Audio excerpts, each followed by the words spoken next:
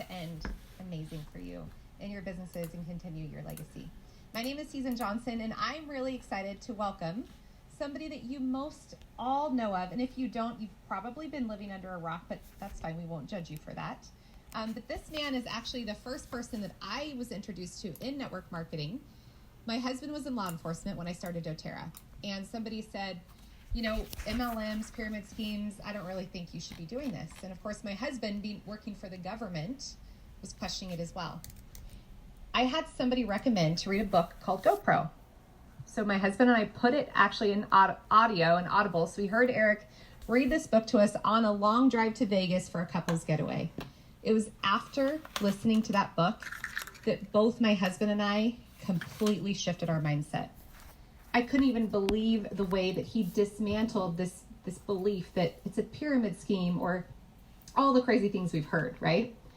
So from that moment on, I started listening to his podcast and just soaking in all the information. Eric Worre is the founding father of this industry, in my opinion. He wouldn't agree with that, but he is a true leader. And I'm so excited that you guys get to hear from him. I've been mentoring him with him for a year. He's amazing, and he has really changed my business. So welcome, Eric. Yes. Hello, everybody. Hello. Great to see everybody connect. I was watching the chat before while we were figuring out the technical stuff and seeing people from all over the world. Yeah. Buenos Aires, Hawaii. Incredible. And we have somebody from Hawaii here I just met that you'll hear from later. So great to have you, doTERRA family, here in the house and virtually around the world. It's going to be a great day. Well, thank you for doing this. Thank you for being willing to invest in our team with your time and your resources. My pleasure. I wanted to ask Eric, this was something that I just actually was reminding him earlier. I'm in a mastermind with Eric, and each week we get to meet with a top level group of leaders, top earners in our industry. And oftentimes he'll start the call off by saying, what is your challenge? What's hard for you right now? And so I had the opportunity to share, and I ended that call, walked upstairs to my husband in tears. And of course, my husband's like, oh no, what's wrong now? I'm like, no, these are good tears. But one of the things that he reminded me of is what a legacy company is. And so I wanted to ask Eric to just share with you what he shared with me about a legacy company, and that doTERRA actually is one. Well, I mean, everybody wants to grow in sales, grow in influence, have an impact in the world from a corporate standpoint with products, but also with opportunity for solving problems for customers, which you guys do every day, opportunity for helping people who want to go into business for themselves, to be able to build that business. And especially today, I mean, what's crazy is this is a perfect time for network marketing, because in the last year and a half, what we've learned is the entire world is desperately searching for a way to be able to earn from home. Yeah. And who knows what's going to happen with all this stuff, you know? Well, it looks like we're opening up, and well, maybe we're not, and then masks and all these different mandates and everything else. Who knows what's going to happen? But here's what I do know. A person involved in your business has the ability to take control of their life, and the ability to solve problems for people, and the ability to be rewarded for solving those problems.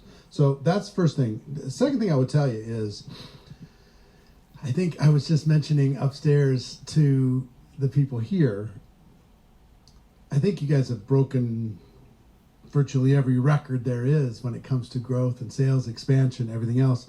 And you might think that that's normal. It's not normal.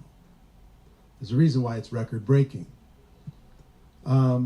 It's extraordinary, it's rare, and it's a testament to the quality of your products and the problems you're solving for people. So you have that accelerated growth. You take a look at what everybody wants to be is a problem solver for generations. Mm-hmm. And that's what you're set up to be. So with your company, your management team, your history, your growth, your sales, your innovation, everything else, it's created a stable environment. That doesn't mean it's always going to be easy. You know, there are times when you can talk to 10 people and 10 people are excited. And there's times when you talk to 10 people and one person's excited. And then everything in between. There will be ebbs and flows. There's nothing like a straight shot to the moon. It's going to be a combination of peaks and valleys and peaks and valleys and peaks and valleys over the course of the next year, 2 years, 3 years, 5 years, 10 years, 50 years. And on that, I remember you saying, and it might have been actually somebody else on the call, but there was a statistic about when a company is in growth mode, which we have been for the first 10 years of doTERRA starting, just substantial growth. But like you said, that's not sustainable. Do you remember, was there an average? Well, here's the thing. It's very difficult to grow the leadership of a company in the field more than 10% a year. Yeah. Okay, so if you imagine 10% a year looks something like this. You guys have been growing at what? 30% a year, 40% a year? Probably average over the last 10 years? Probably. Something like that. So what happens over the course of that period of time is you create something of what I call a leadership gap, where sales have outstripped the leader's ability to be able to support it. So at some point, there's usually either a leveling off or a correction. Now, it's not a correction to reality. It's a correction on the perception of this huge sales. Yeah. It's just like a stock that's gone crazy for a while. It might need to rest for a bit, you know, for the fundamentals to catch up. But the good news is this. The opportunity that you had when you joined is available for a person today. All they have to do, I mean, and the thing that's exciting about what we do is, what does it cost? Well, I mean, to get involved. $100 a month? What to sign up? $100. $100. Really? $100? So you have the ability, and here's the thing, you just got to get clear on this. The price of entry is very, very low. But you have to make up for that lack of financial investment with working your ass off. Average small business in the United States invests $55,000 to start that business. Average. 50% of them fail the first year. So you have to put in $54,900 worth of sweat equity before you can start to expect anything. You got to work your butt off. You can't just expect to sign up for $100 and just make all the money and there's no sacrifice. You got to make up for that lack of huge investment. Now, the cool thing is we've democratized entrepreneurship. We've made it available to everybody. But you also got to make sure people understand that this is work. You got to make a decision. You got to learn some skills, right? And as you do that, you'll be able to take more action and get better results. But this is a profession. It's, you know, not just a project. And it's certainly not a lottery ticket. No. You know, and I know most people, not most, but a lot of people who join your company join with no intention of building a business. Right. They join because they want to be a member. Maybe they get the product a little bit less expensive or more convenient.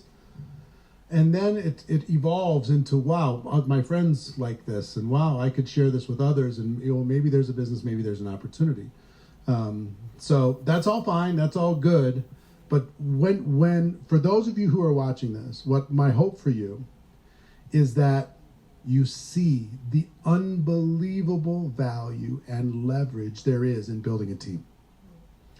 If you want to get wealthy, you have to have leverage. There's no other way. You cannot get wealthy trading time for money. It's impossible. But you get leverage in so many aspects. Number one, you you connect a customer to the company, and you can get paid month over month, year over year, if they continue to use that product based upon the one sale that you made. You continue to get paid. That's leverage. That's one form of leverage. Two, if you build a team of people, let's say you can put in 10 hours a week, and you build a team of 100 people who could each put in 10 hours a week. Well, now that's 1,000 hours, right? Yeah, 1,000 hours being of effort being put into place, and you're just still putting in your 10. That's another form of leverage, right? Compensation plan allows for this. And then if you can apply your leadership and take that money that you make and that you invest it wisely into some growth opportunity, that's a third form of leverage.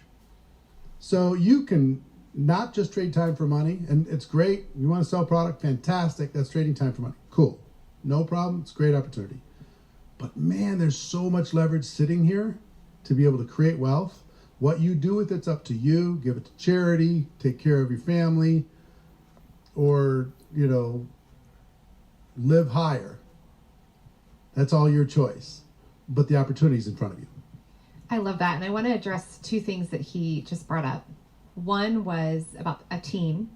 And then the second was, you mentioned, you didn't use the word, but you were talking about passive income. When you said using the funds and the resources that you've gained from building a doTERRA business and eventually investing it. I think a big misconception in network marketing, and we see this in doTERRA, I don't think any company is immune to it, is the idea that it's passive income. And he's already made it clear, right, that it is hard work and blood and sweat and tears. Well, there is some passive. I mean, like I said, you do get some leverage. Right. Residual income is there's some residual effect, but not every customer you put on is going to stay a customer for the rest of their life. There is something called the law of entropy, which means nothing lasts forever. Things fade. Bananas rot eventually. You know what I mean? Walls fall. What I've learned over the course of time is there's a little bit of a fake out where you think you can build it once and have it forever. Some of you have built up a great business and a piece of it fell apart. Somebody, quit or something happened. Anybody? Does that happen to anybody? That happens constantly and will continue to happen. We have two businesses. We're in the building business and we're in the rebuilding business. That's what we do.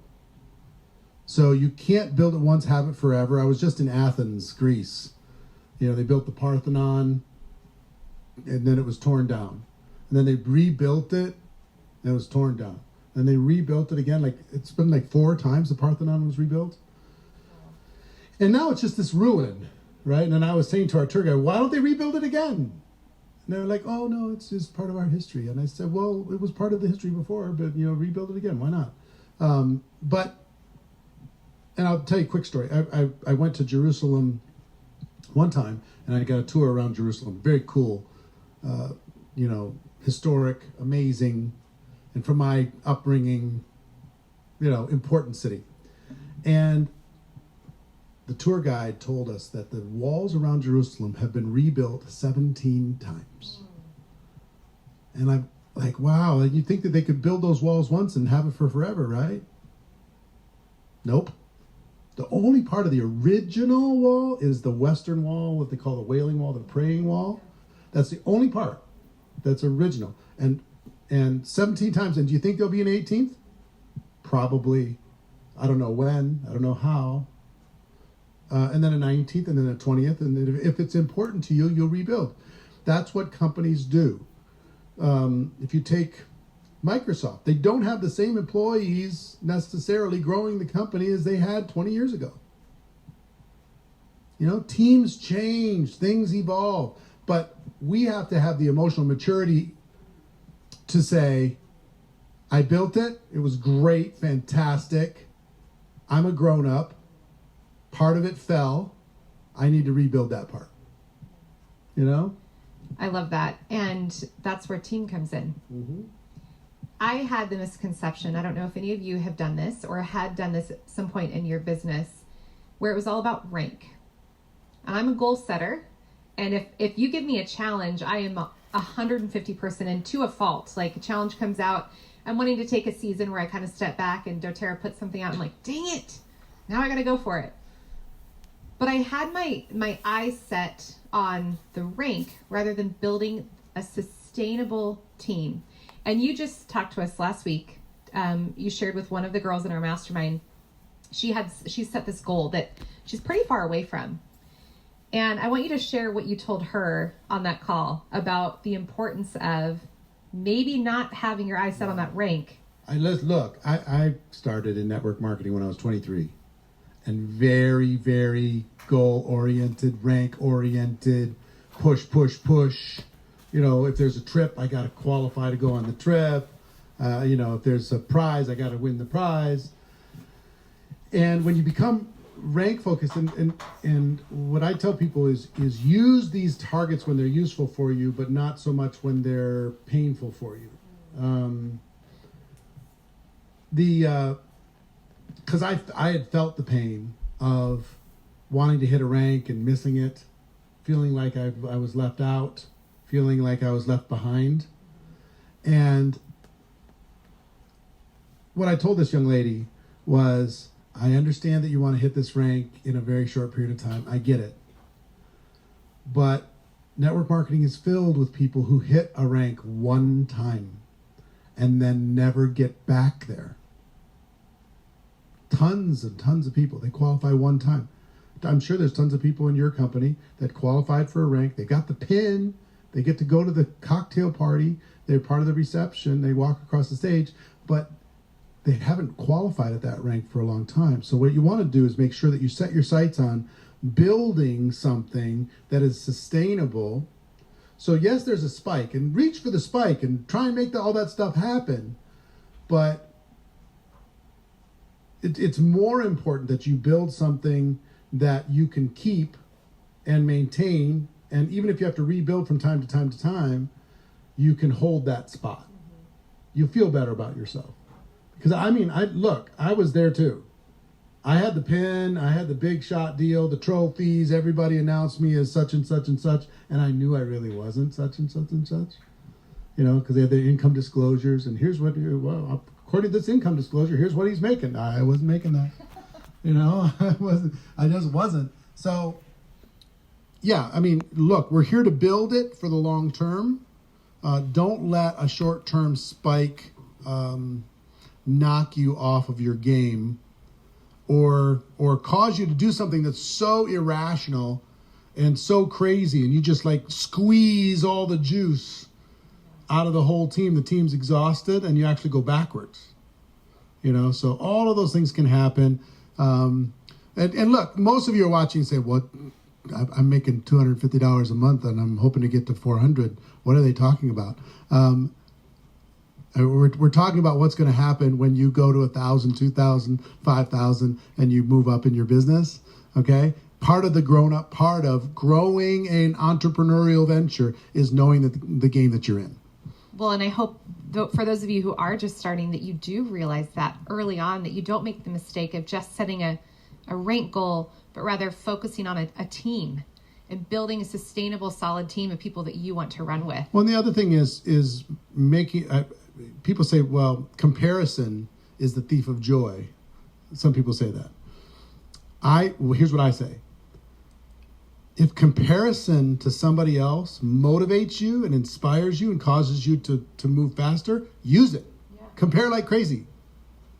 If it's painful or it's discouraging, then don't use it. Don't compare. Compare yourself to yourself. But I'm so competitive, and I can sense that you are too, that if somebody else who's like within my reach is going for a rank, well, I got to get there too. So I'll use that. I'll compare myself to them, and I'll compare myself to somebody who seems to be on fire. Like, wow, they're really on fire. That inspires me to take more action. You know what I mean? So I use it when it's useful. I discard it when it's painful. Yeah. Thank you. Welcome. I think that actually leads us right into the next portion of this, which I'll be sharing about what to do when you're ready to give up, like the secret to not giving up. Which actually has a lot to do with finding your why. And I know that term, in fact, sometimes saying that term, I'm like, like just, we overuse it. But this is key to this next piece, right? Is you are going to have hard days. And for those of us in doTERRA, it's been a season of less growth than we're used to, and a season of people leaving and people giving up. And so what is the secret to not giving up when it gets hard? And let me share a couple things before I let you move on with your agenda.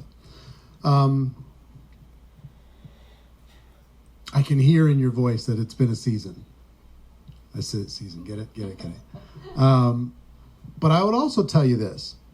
I worked with a company that went from $3 million in annual sales to $300 million the next year. Okay?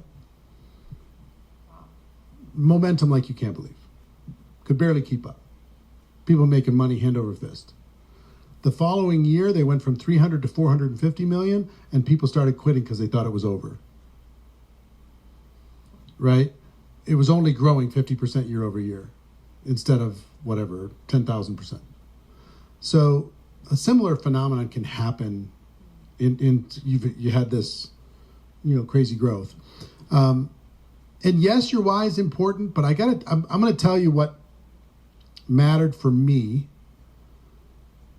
and a potential way that I can help you and help everybody watching to go to the next level. Can you throw can the chat go up on the screen that we see or no? If it can, it'd be great. Cool. If you'd like to take your business to the next level, put a number 7 into the comments. I want to see. You want to take your business to the next level? All right, I'm seeing lots of 7s. 77. Yeah, I'm seeing lots and lots of 7s. All right, fantastic. And the rest of you tourists, put a 7 into the comments if you're ready to go. Other than that, why are you here? Don't just sit back and act like you're the audience. I'm going to give you 4 steps to taking your business and your life to the next level, and then I have something really cool to share with you. Step number 1 is you got to make a decision. You got to decide. I was involved in network marketing for 3 years. I rebuilt my team 7 different times. I build it up, fall apart, build it up, fall apart, build it up, fall apart. I'm full time. Build it up, fall apart 7 times. So if you've only had your team fall apart 1 time, you're way behind me. 7 times my first 3 years. And I was full time and I thought I made a decision, but I really didn't. I mean, a decision that I'm going to the top, period, end of story. Or they're going to find me dead on the side of the road. I'm not going back. I burned the bridges emotionally, mentally. And I said, I'm going. If somebody else can do it, I'm going to do it. I really made a decision. And for some of you, you haven't made a decision to really do it. And if you did, what you'll find is all of these little distractions and little discouragements and little, nonsense disappears when you make a decision. Because you don't have any other options. There is no other plan. There's only one way. So really making a decision changed my business and changed my life. And for some of you, you need to think long and hard and make that decision. And when you do, you're going to find that all this anxiety and all of these distractions and all of this nonsense fades really fast. And you get crystal clear on where you're going. That's number 1. Number 2, the thing that saved my life was not my why. The thing that saved my network marketing life was learning the skills. Learning the skills. Because you can be motivated all you want. You can jump up and down, but at some point you got to know what you're doing. And here's what I learned personally and what I've been training for forever is if you lack confidence, you're not going to take action. And if you don't take action, you have no chance for results. So, how do you gain confidence in anything? Learning the skills and putting them into practice is the only thing that provides confidence. The rest is just hope. Once I learned how to tell my story, I wanted to tell it more. Once I learned how to find prospects, my anxiety went away. Once I learned how to invite people to take a look, I wanted to invite more. Once I learned how to present in a way that was effective, I wanted to give more presentations. Once I learned how to deal with objections, I didn't let objections scare me to death, and I actually was looking forward to objections because I could build more rapport with the prospect. This stuff didn't scare me anymore. Once I learned the fundamental skills, the 7 fundamental skills we talk about, once I learned this, my confidence went up. And when my confidence went up, I took more action. And when I took more action, I got more results. And when I got more results, it made me want to sharpen those skills even more and tell people the story of what changed my life. And it was a virtuous cycle.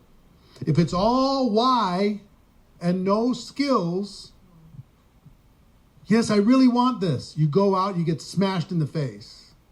You're like, Do you want to go get smashed again? Usually not. So it becomes a destructive cycle.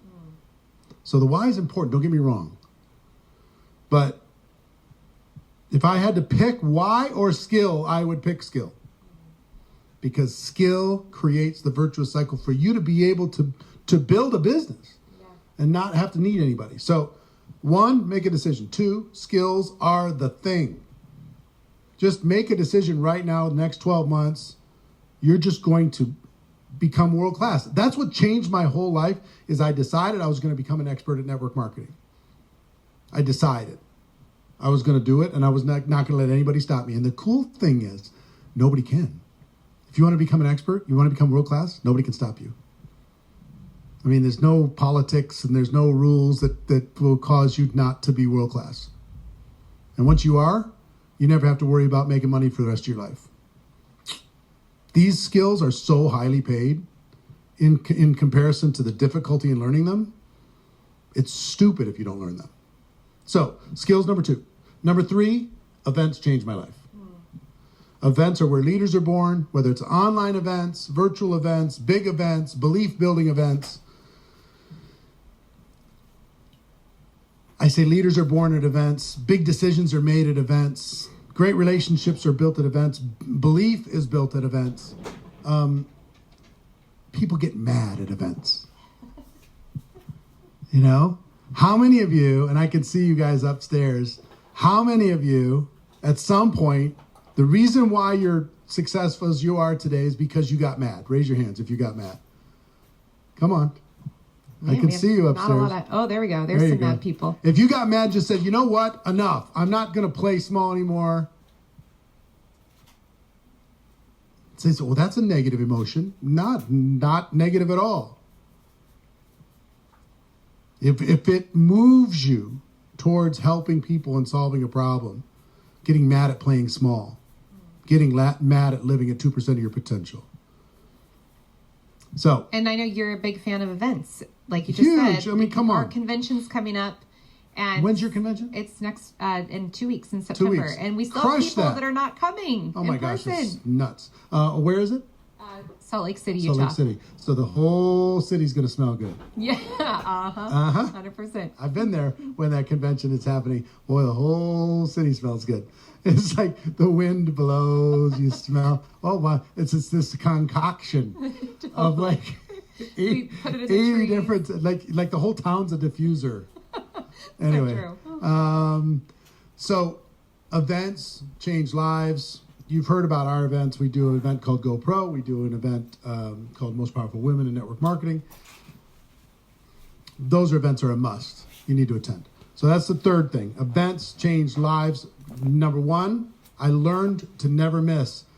But number 2, way more important, I learned to use events as a tool to help my team see a bigger picture. They became huge leverage points for me because the event did the selling and the promotion. I just needed to make sure that they showed up. So whether it's watching online or in person, don't miss. And make sure your team doesn't miss. Become a great promoter. The fourth thing. This is if you'd like to have a hack, like a shortcut, like a cheat code that could cause you to be 3 years smarter without being 3 years older in your doTERRA business, put a number 10 into the comments. If you'd like to be smarter without being older, this is, once I learned this, everything changed in my business. I accelerated my my life, my experiences, the things I was able to do. I heard from a gentleman, his name was Bill Bailey. He said, you measure a life by the number of experiences you have and the quality of those experiences, the intensity of those experiences, right? That's how you measure life. And based upon that, I've lived like 6 lifetimes because I've been able to condense what would take somebody 5 years. I can get that figured out in 5 weeks. And here's how. I surround myself with coaches and mentors that have already done what I want to do, and I have them teach me how to do it. So if they took 10 years of research and study, and they can teach me in 10 days, I can be 10 years smarter on that subject without being 10 years older. I have coaches for everything. You should too. If there's a weak spot in your business, find somebody who's great at that weak spot and get that weak spot strong. If you're strong in some areas and you can get stronger and somebody else is stronger, find a coach, find a mentor. Even if you've got to pay them a few dollars, doesn't matter. What's more valuable, time or money? Time. Right. I know you're never supposed to ask this question, but how old are you? Well, how old do you think? I'm just kidding. 39. 39. All right, I'm 57. You know how much I would pay to be 39? You said the number the other day. Everything I have. Else. Yeah. $40 million? Yeah. I'd give you everything I've got. House, plane, cars, business, everything. I'd give all that to you to be 50. Time. We think we have all this time and it's just not valuable at all. Just do whatever you want with it. Time is the thing, man. So do everything you can to condense your learning into the shortest period of time you possibly can versus just cruising and losing a year and another year and another year and another year and another year. Time is the most valuable thing. So I'm going to share this at the end, but I also want to share it now. And then I know we got to move to the next session. Sarah, if you want to come down, actually. We have an event coming up at the end of this year, okay, called GoPro. It's December 3rd, 4th, and 5th, and it's going to be virtual. We built a $20 million studio here in Las Vegas to be able to deliver an amazing, unbelievable experience. We got Tony Robbins. We have other big names being announced very soon. But if you want to master the game, close 2021 strong, and prepare yourself for an epic 2022, you can't miss this event. And I'm going to give you an offer that's so outrageous that hopefully you can't refuse it, because I'm going to help you do a couple things. One, this 3-day event is going to be the largest and most powerful event in network marketing history.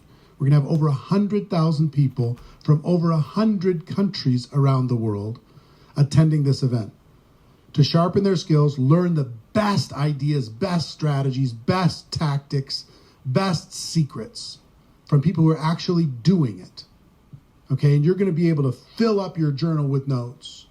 Number one, if you attend. And number two, you get your team to attend, and your team is going to explode into 2022. If you want your team to do more than just sell some product, but to actually go grow a business, make sure that they attend this event. Can I say something about that? Sure. So we had our team participate in the 7-day recruiting challenge, which we're doing again, right? Yes, in November. In November. And that's a free event. I'm like, how in the world is he going to actually outdo this free event that happened in 7 days with GoPro, right? But of course it's Eric, so I didn't question him. We did the 7-day recruiting challenge, and then our team did GoPro. 2021, which for many people, even some of my closest friends who are leaders in the company, was a really rough year. And teams were falling apart, and there wasn't retention, and they weren't bringing on rock star leaders, which we're going to talk about today, how to do that.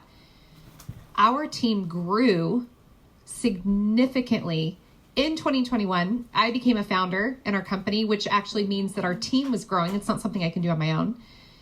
We saw significant growth. And if you ask any of my leaders who actively participated in 7-day recruiting challenge and GoPro, They were like, game changer. Yeah. Because we learned the skills and heard from people. Sometimes it is really helpful to have a voice outside of the company.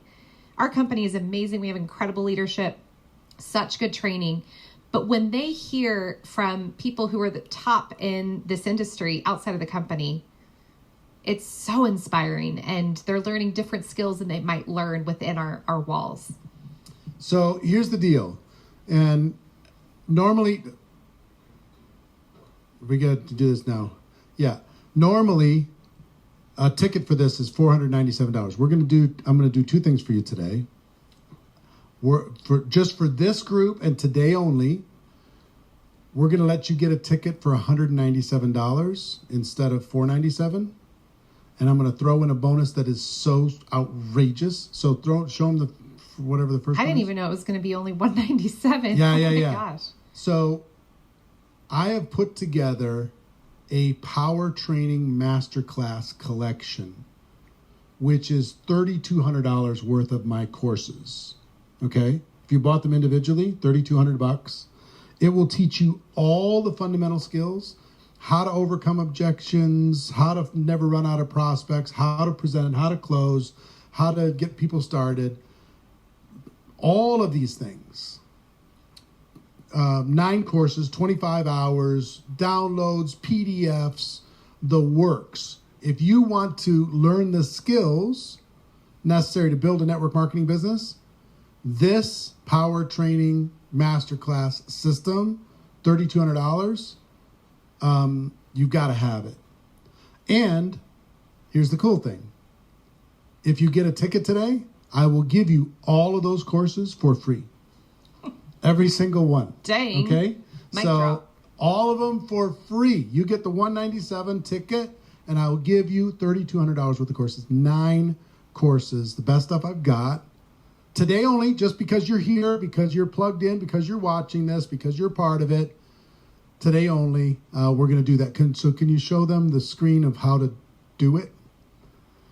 You've all learned how to use the QR code from your restaurants. You can go to doTERRAGoPro.com or scan that. Grab your phone right now and just scan that code, and that'll take you there. You'll be able to get a ticket and the power training today for $197. Now look, if you want to grow a business, this is the best way I know to be able to condense time. If you've made a decision, you want to learn the skills, the power training system is going to help you learn the skills, right? You want to grow your confidence, you want to learn, you want to accelerate that, prepare for the GoPro event in December, it's $197, right? And if you want to condense time, you're going to be coached by the best in the world. Yeah. What does it say? I can't read it. Oh, 404 not found. For what? This site not found. On the scan? Really? Don't worry, we're just having We're a few trying it. technical Hold on. difficulties.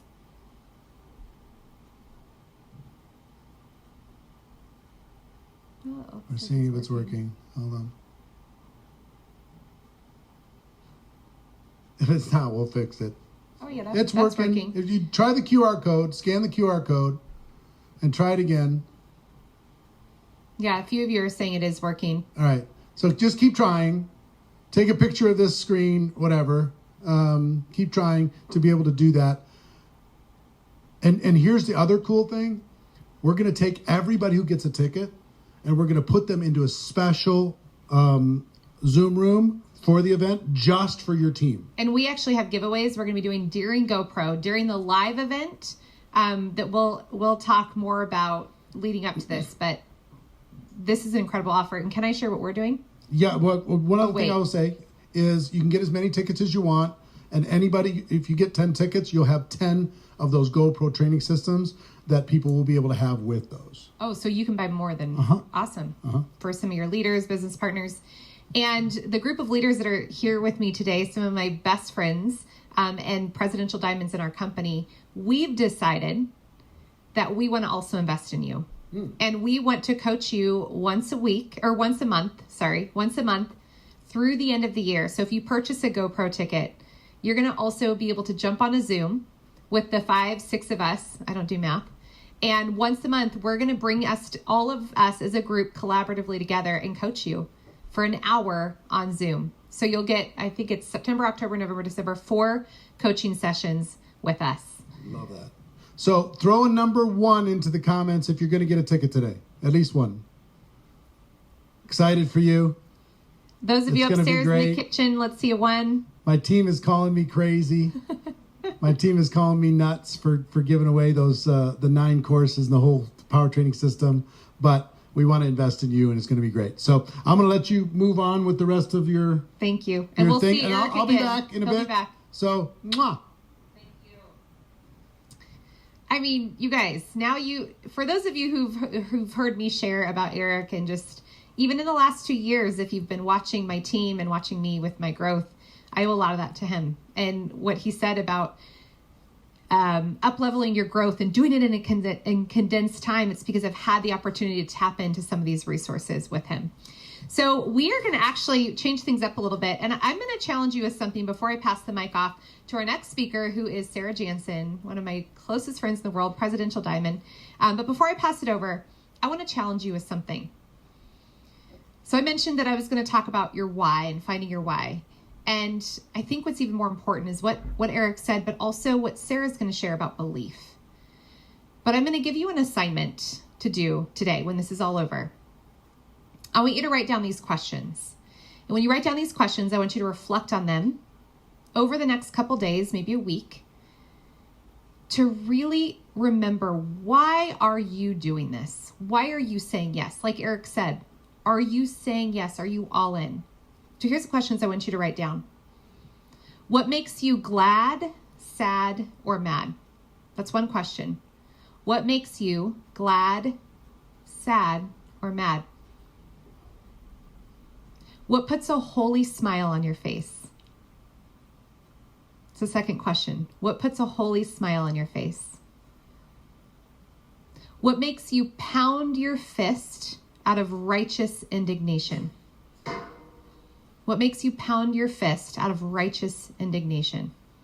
I think you're going to find that when you get to the bottom of that, your why is going to be on the other end, on the other side, the answers to those questions. But as Eric shared, before you even answer those, are you committed? Are you in? That's the first question to answer. And then write those down. Just meditate on them, pray over them. I think you're going to find that your God-given purpose and calling is going to become really clear when you find the answers to those questions. All right, I'm going to bring up Sarah Jansen. Sarah and I have known each other actually remember seeing her walk as presidential. I'm like, I kind of want to hang out with her, so I feel like I should do that. And we've gotten to spend a lot of time together. She's going to share with you about belief. So please welcome Sarah Jansen. Hi, friends. Hi. I know, right? All right. Getting some notes up here. Here we go. All right, so my name is Sarah Jansen, and I live in the prairie lands of South Dakota with my 3 daughters and my amazing hubby, Matt, who's here right now. Hey, babe. So fun to travel to Vegas together. So we're in South Dakota. We have a whole bunch of animals. We have 40 chickens, and I know, just wait for it, 19 roosters right now. I know, it's horrible. We're working on that, but we just hatched a whole bunch of new ones. But now Matt's not the only guy on the farm, so that's good for him. We have been in doTERRA since 2014 and came in and started running. We hit doTERRA, or hit Diamond, in 6 months. We hit Blue in 11 months, and we hit Presidential in 18 months. And I am a lifer, you guys. I'm absolutely committed to this company. My entire heart is here. And I have done what Eric said. I have made that decision. I am definitely not on the fence. Absolutely love it. So happy. Hi, friends. So fun to see all these faces on the chat. All right. So when Season asked me to pick a title for this talk, I knew it had to be Don't Stop Believing. Don't stop believing, because we've had kind of an exhilarating year. Would you call it that? Exhilarating 18 months. And things have been kind of rough out there. We've had to turn this way, turn that way, had to do things differently than we've ever done them before. And I wanted to talk to you about what it means to keep believing. And isn't it funny how when all of us get together, we kind of start to address these same topics. And so Susan and Eric, we're talking about some of the same things that I want to share with you today. I want to show you how to keep believing when things get rough out there. So don't stop believing. Are there any 80s babies on this broadcast upstairs in the room? It's one of my absolute favorite songs. I don't even think you have to be born in the 80s to know Don't Stop Believin'. Yeah, you guys are all over it. I went down a little bit of a rabbit hole when I started to research for this talk. I Googled Don't Stop Believin', Journey, and started watching all of these videos. You guys just have to do me a favor. You have to go on YouTube and watch the 1981 Escape Tour from Houston.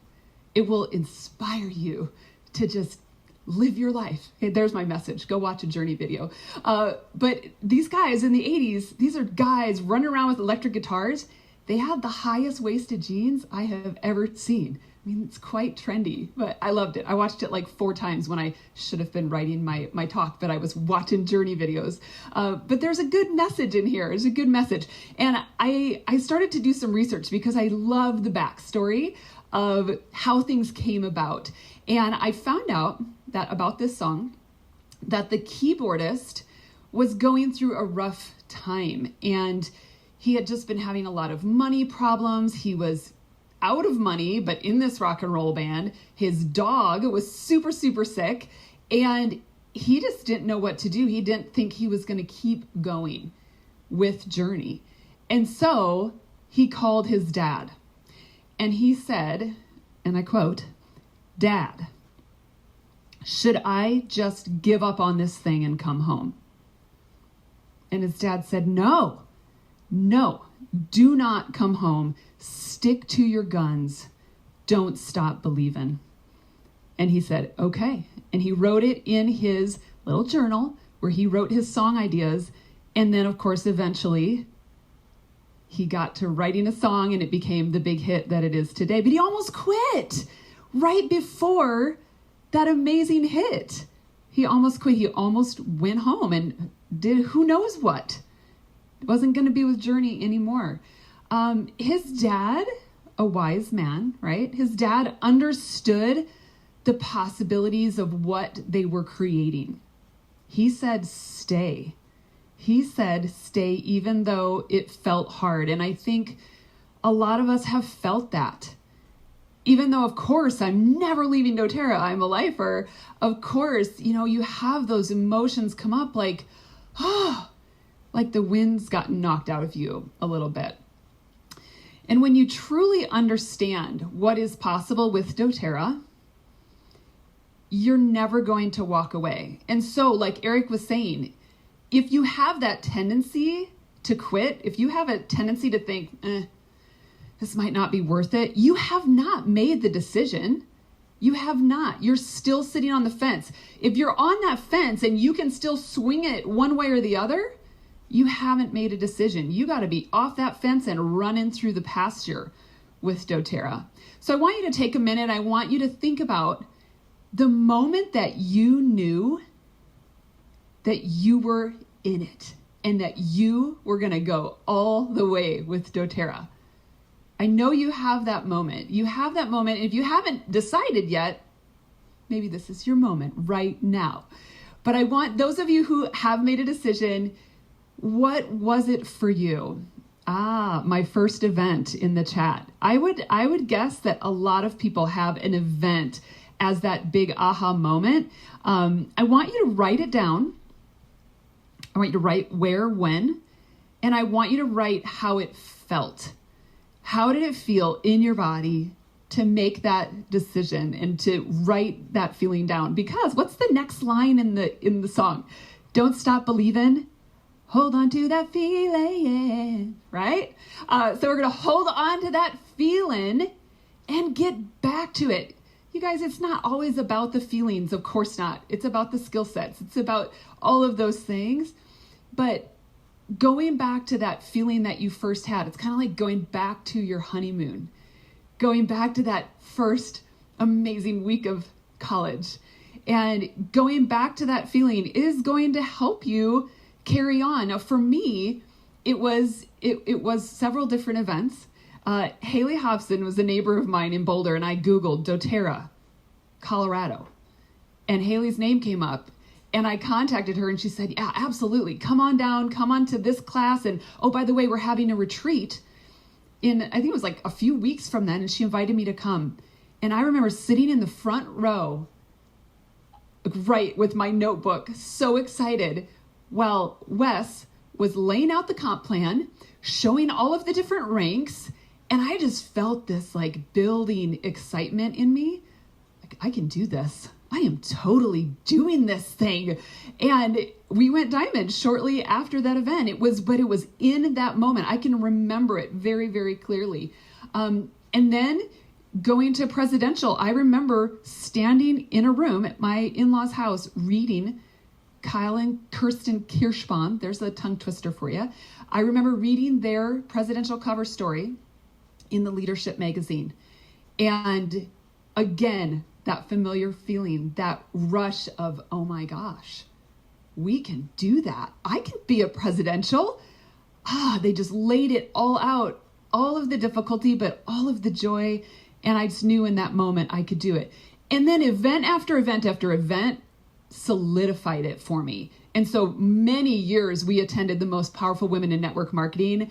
I love that event. So many pivotal moments for me listening to those powerful women up there sharing their hearts. But I'm a huge fan of events. And like we were saying, promote, get out there and get your teams, because that is where those big decisions happen.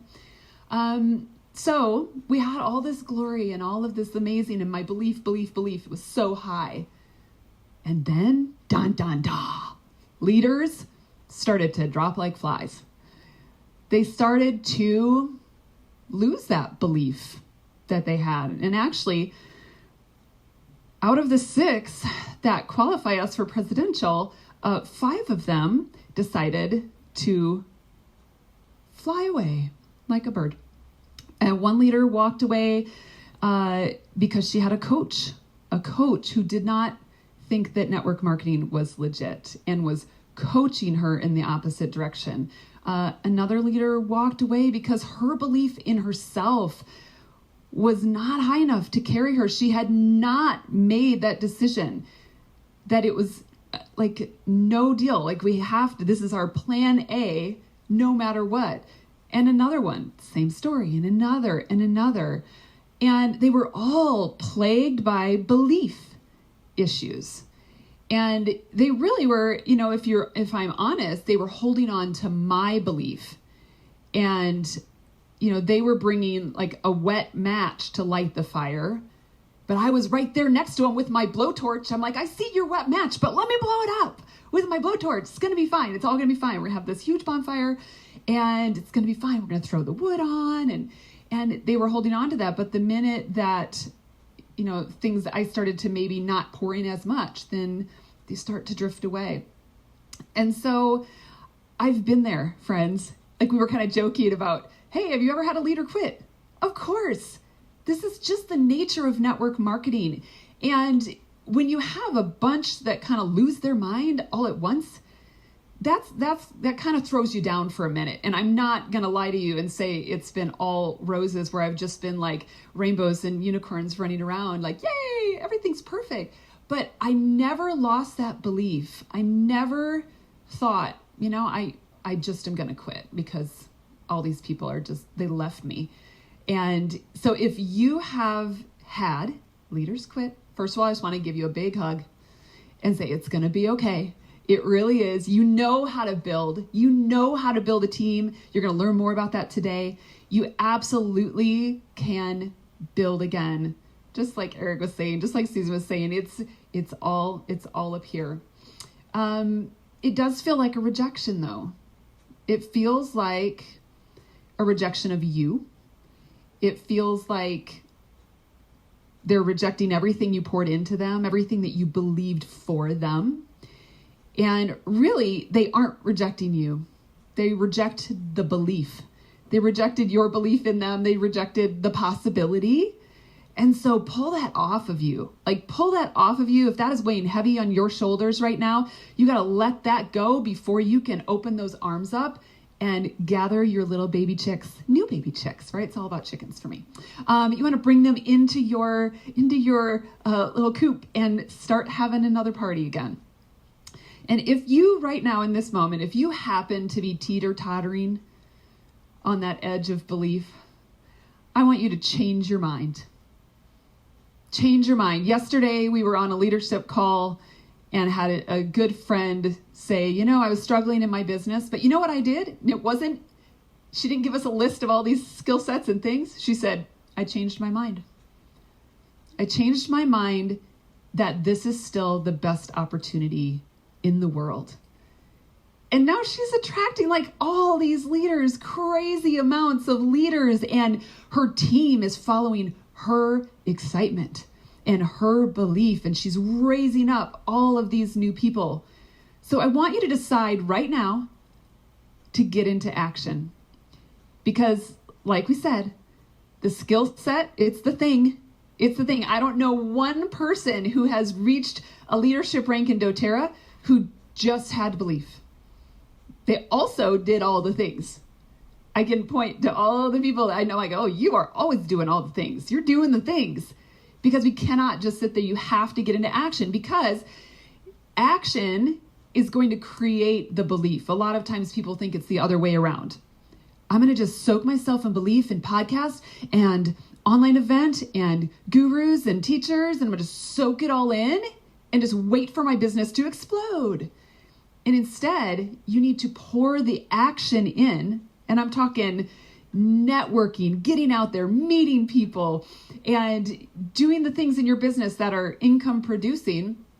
That is then what's going to create more belief in your heart, because people are going to take you seriously. This is now your thing. You are bringing communities together. You are serving people. You're helping people with their health needs. So get into action. It is not the other way. Your action will create belief. And then once you add those two together, action plus belief equals success. And I just want to also challenge you, if you think that you're in action right now, because you might be saying, but I am, Sarah. I'm in action and nothing is happening.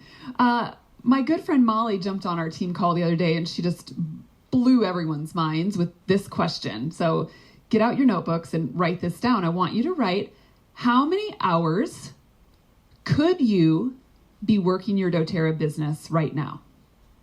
Keyword being could. How many hours?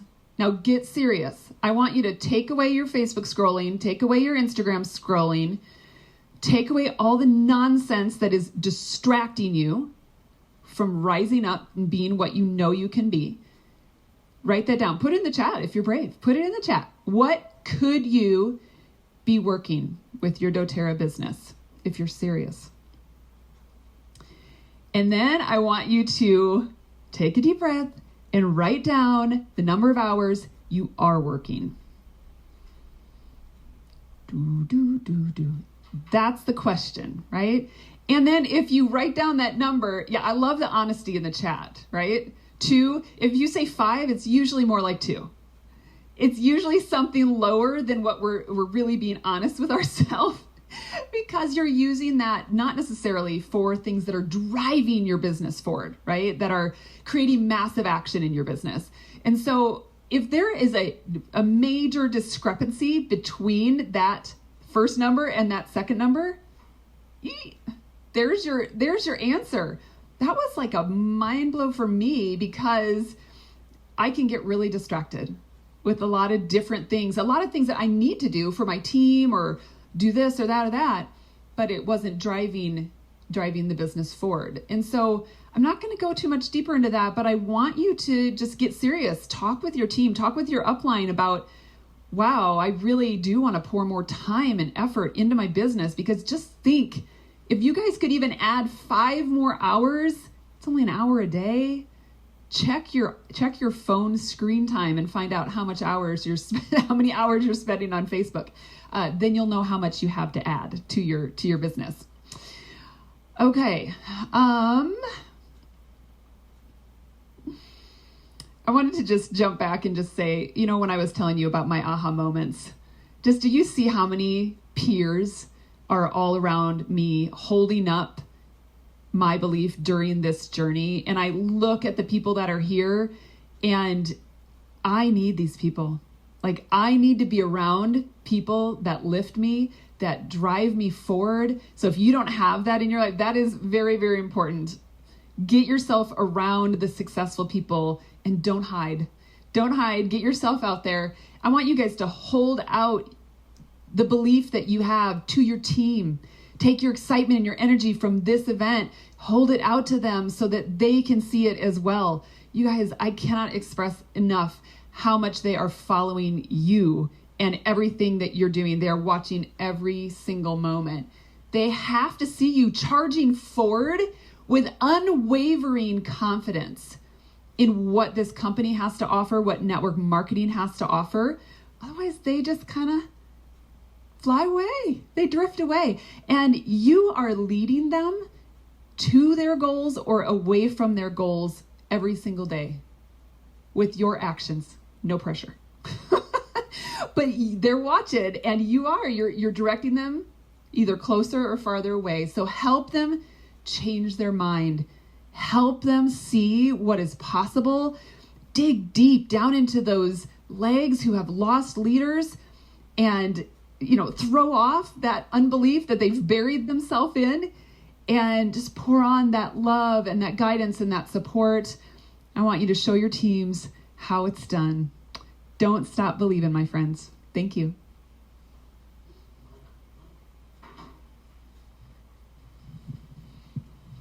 So amazing. Thank you, Sarah. And I love that you got to hear her sing. It's a talent that maybe you didn't know she had. I should have made her dance as well, but thank you for that. So our next speaker is another really great friend of mine and Presidential Diamond. Her name is Dana Moore. And let me just say something about this topic. Because these women, I just have the privilege to do life with and business with. I was able to put out to them and say, hey, what is a topic that you love to teach on because you do it well? And that's why you heard from Sarah, don't stop believing. And with Dana, when she told me this topic, I'm like, yes, 100%. So Dana and I have actually all these girls have been able to travel the world together, thanks to doTERRA. And recently, her family and my family spent about 5 weeks in Mexico together. And it was awesome. And she was a really good influence on me because she wanted to still do business the whole time. And I was like, really? I mean, we're in Mexico for 5 weeks. I feel like we should just lay on the beach and drink margaritas. But one of the things she was so intentional about was going out and finding people who wanted to partner with her and do the business, and going to yoga studios, going to spas. And so this topic for Dana, talking about how to work with new leaders, yes, I think you had a prettier title, is spot on. She's a genius, and I'm excited for you to hear from her. Come on, Dana Moore. Awesome. Thank you so much. I have goosebumps like crazy, and I don't know if I'm just so excited that we're in Eric's home, or I'm freezing cold, or it's all the deep blue I put on my neck. I'm not sure, but either way, I'm so pumped to be here. So I'm just curious how many of you have really struggled to network, especially, let's just call it in the pandemic time, during this time where we have been potentially locked down or quarantined, depending on where you're at, and you feel like your leads list has completely dried up. And I can see you in the chat saying me. I'm like, well, me too. We're not necessarily immune to this just because we're higher ranks. We've all felt this. And I want to talk to you about how to partner up with new leads, especially in the social media world, where a lot of people are showing up and you can connect no matter what's kind of going on in the world. That's still a sure thing and a sure way to connect and show up with people. But there's kind of a right way to do it, and there's also a very wrong way to do it. And a lot of times we do it wrong because we don't have the skills to do it correctly, and we shoot off a random message or find somebody that we think we could partner up with, and we throw it out there and we don't do it right and we get rejected, which is one of the biggest fears in building any new relationship, is actually being rejected.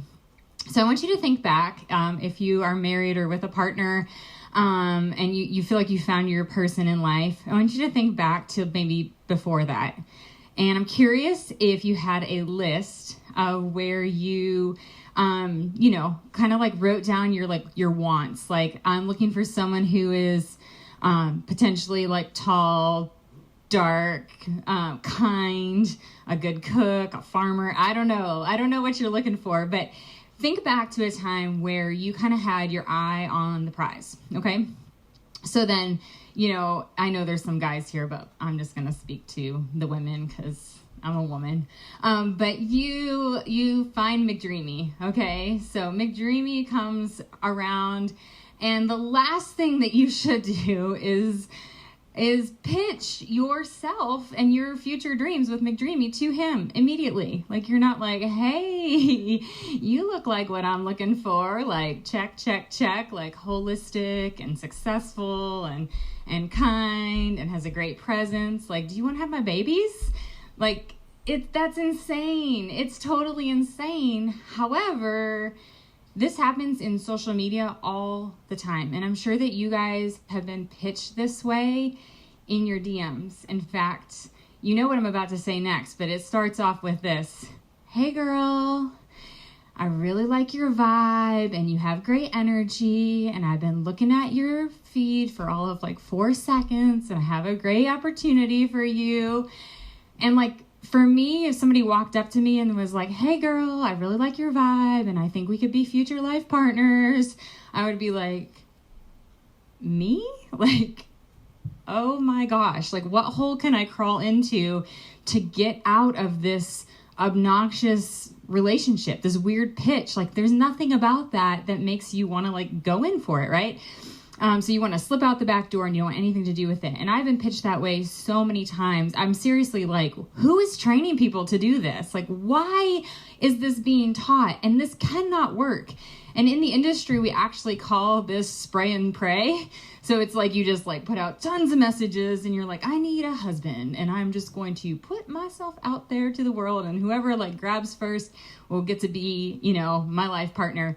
And obviously, there's not like a legally binding contract when we're talking about our business partners. But we should still kind of like go into it with the same type of like, we know what we're looking for, but we want to play it cool. And a lot of times what happens is no one has any chill. They have no chill. And then they come in way too hard, and then they get rejected. And then you don't want to put yourself out there anymore. Like, why would you? Because you're getting rejected all the time. Unlike marriage, though, where you can only have one legal life partner, you can have multiple business partners. So, that's a bonus. All right. So let's just talk about what does it take for like a stranger to become a friend? What does that look like? Because I promise you that probably 99.9% of the time, the hey girl messages aren't working. But people are partnering in social media. People are finding amazing leads. People are collaborating. People are growing. People, like this is happening. So what are they doing that you're not doing potentially? Or how are they building this relationship? The answer is always going to be time. So what happens is, and the biggest mistake is, you go in too hard, too fast for the end goal. And we need to like work ourselves backwards and think, what would we do if we saw McDreamy? Like, what would you do? Okay, so let's just go like hypothetically. You see what you're looking for in a spouse, marriage wise, and maybe he works at the bowling alley. I don't know why that came to my head, but let's just pretend. Okay, so guess who starts to go bowling, right? You do. You kind of show up there, and maybe you don't even get your shoes from him at the rental counter, but you see him and you kind of check out, and it's like, oh, he works every Thursday, right? So you bowl every Thursday, and maybe you join the league, and maybe, like you're serious about this relationship. Maybe you get brave enough to say, hey, or walk past him, right? And that might seem like you're probably thinking like that's kind of ridiculous, but that is the way that we have to play the game in social media too. And so what does that look like? That looks like the first thing you want to do is figure out what you're looking for, kind of make that list, and then follow those people. Okay, so that would be like, hey, I'm interested in that. That catches my eye. I'm looking forward to seeing and exploring more of that. No one's having conversations about marriage yet. No one's pitching the business. No one's even sampling essential oils necessarily. But what you're doing is trying to figure out, is there a future partnership like potential there? Do I think that what I think I see is really there? I don't know. I'm going to test the waters. So what you're doing is you're going based on your list. You're like, this is a good situation. And then I'm going to show up where they are. So you start to follow them. Now, do not slip into their DMs, okay? Do not do anything like that yet. That is not the time for it. You're skipping very crucial steps. And what happens is if you get rejected or if you're rejecting other people, the whole problem is everyone skips all the steps in between. When you skip all the steps in between, like the ask that you go for is just too big. It's marriage, right? Whereas it could be like, hey, there's a bonfire Friday night. Like tons of us are going. You want to hang out? Like it could be something much less pressury, much more normal, something that isn't going to scare somebody away. That's what you have to do within social media. So a lot of times you're just like going way too big, way too fast, way too hard, and you're getting rejected. I reject people all the time. I'm really good at responding. A lot of times I'll just delete them and ignore them. But I'm really good at responding because I want to learn from their mistakes. And I also actually care enough about this industry and love this industry enough to hopefully add a little bit of guidance or correction without, it's not that I have an ego or think that I'm better. It's just that I don't think they were taught well. And so I'll say, you know, thanks for thinking of me. That's really kind. I'm glad you're attracted to my energy. I'm extremely in love with my company and what I do. And I don't have time for anything else. But have a great day. You know, something very kind. And I've gotten pushback. You're like, well, I'm busy too. And the best thing about my job or my industry is I can do it with all my kids running around. Well, at that point, like they're not listening to me. They're not listening to what I'm saying at all. Like the reason I am successful in my business is because I put a ton of time and energy and effort into it. I don't have extra hours laying around thinking like, ooh, if I could just be pitched an opportunity, you know, like that's what I would take. And they're not thinking that about you either. That's the thing, is like we do have a good thing going. We are like, you know, like a tall drink of water, you know, we are a good company. We do have something great to pitch, but it doesn't necessarily mean that everyone's just like sitting around being like, if I could just get a DM that says, hey girl, hey, then I would be happy or I would be successful. So think that through. The other thing about when you're like prospecting, you might be thinking like, who do you find? Think about what you love. Like if you are a chicken farmer, start following them. You know, if you are a yogi, like follow accounts that love yoga, search words like holistic. If you're into energy work, follow those types of accounts. You want to find the people that are like-minded. The other thing about just following them, once you find them, is I want you to actually not only follow them, but then I want you to start to engage, start to like them, start to build them up, start to like comment on what they're doing. So it's like, instead of like, I followed you, I've shown up at the bowling alley and now I'm asking like, hey, do you want to go on a date? You know, like, I think we could be life partners. You don't do that, but you start to engage, you start to invite them to things. In the social media world, what that would look like is commenting, you know, like, oh my gosh, you took the words right out of my mouth. Like, or I couldn't agree more, or like, yes, well said, like things that reinforce their message. Now, just a really quick thing on that note, like when you're looking for a future partner, and I'm going to stick with this marriage theme because I just think it helps you like to think about like playing it cool, keeping your chill. You want to stay in your lane or in your league. Okay. And that's not insulting. But if you have like 329 followers on Instagram and you want to go after accounts that have like 300,000 followers on Instagram, like you're not playing the game right. You're not playing within your league, you know? And so that doesn't mean that those accounts are completely out of touch.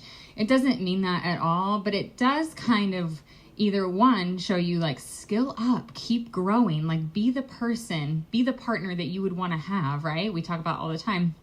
But also like find the accounts like holistic. We talk about, things like that, the words you're looking for, yogi, stuff like that, that are within your like same level, and so I like, for example, I'm close to 10,000 followers. I'm super excited about that. I'm not a super huge Instagrammer. I have played this game extremely organically. I have made mistakes. I'm learning as I go, and I have a ton of fun doing it. But when I find accounts that I really want to engage in, I'm usually looking for people around the same type or amount of followers. Because I think or even like a little bit less than me, Mary down, just kidding. A little bit less than me, because then I think they're gonna be like, oh, she's paying attention to me and she's like close to 10,000, right? And I don't know that there's like a specific rule of the game that says like, this is how you have to do it. But for me, I find myself feeling like a lot more confident that I'm like on the same level as somebody, at least in Instagram, at least for the first impression, at least for the back and forth. And then I follow them, just like I told you. And then I slip into their comments, just like I told you. So here's where it becomes a lot like a relationship. Once you do that back and forth, and once you validate them, the next step would be to actually share something they post like in your stories or in your feed. Like you're introducing them to your friends, you're like, follow this account, her advice is spot on, or like, I love everything that they post, or like this quote got me good today, something like that. So you're like showing them off. And if you've ever been reposted, that feels really good and you pay attention to it. And a lot of times when you get reposted, you'll check like, who reposted me? Oh, they have a lot of followers. Like that's a good audience, and you're kind of paying attention there.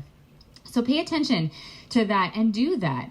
And don't necessarily, though, then slip into their DMs. It's like, you can't like introduce them to your friend group and be like, now that you met my friends, you want to get married? Like, it still doesn't work like this. You are still not giving it enough time. And you might be thinking, Dana, this is exhausting. It takes so much time. It does take time. It does take time. But say you are courting 20 new potential partnerships, 20 new relationships, and you were doing this for weeks. Like you have no idea when that fruit is going to come in. You have no idea what that's going to look like, right? You keep showing up and you keep showing up and you keep showing up. And even if things break up or there seems to be some ghosting, keep showing up. I'm going to tell you this story in college because I stalked my now husband. He was my potential husband then. I stalked him so well. So we dated for a full year in college and then we broke up. And he was a collegiate athlete. And he would be mortified if I told you all that he was a cheerleader in college, but we like to call it a collegiate athlete at home. And he was a collegiate athlete, and they got up at 6 a.m. and they would do their workouts and all this stuff and, train. And there was a girl in my wing. I was an RA in college, and there was a girl in my wing who was also a cheerleader, and she would have to get up, and she missed out on so much, and she went to bed so early because she had to train so early in the morning. And I came up with this great idea to support her. Of course, what I was really going for was, how do I stalk Nate? Like, how do I show Nate that I'm athletic? How do I show Nate that I am an early bird and I'm willing to hustle in the morning and I'm willing to support this girl? And like, how do I show him these things? Like, how do I get back in front of him without being like, why won't you talk to me? Do you miss me? I miss you. Oh, are you ghosting me? Like, that's how I felt when we broke up. But I was like, I know we're going to get married. Like, I just knew it. I knew there was something there that I couldn't let go of. And I was right.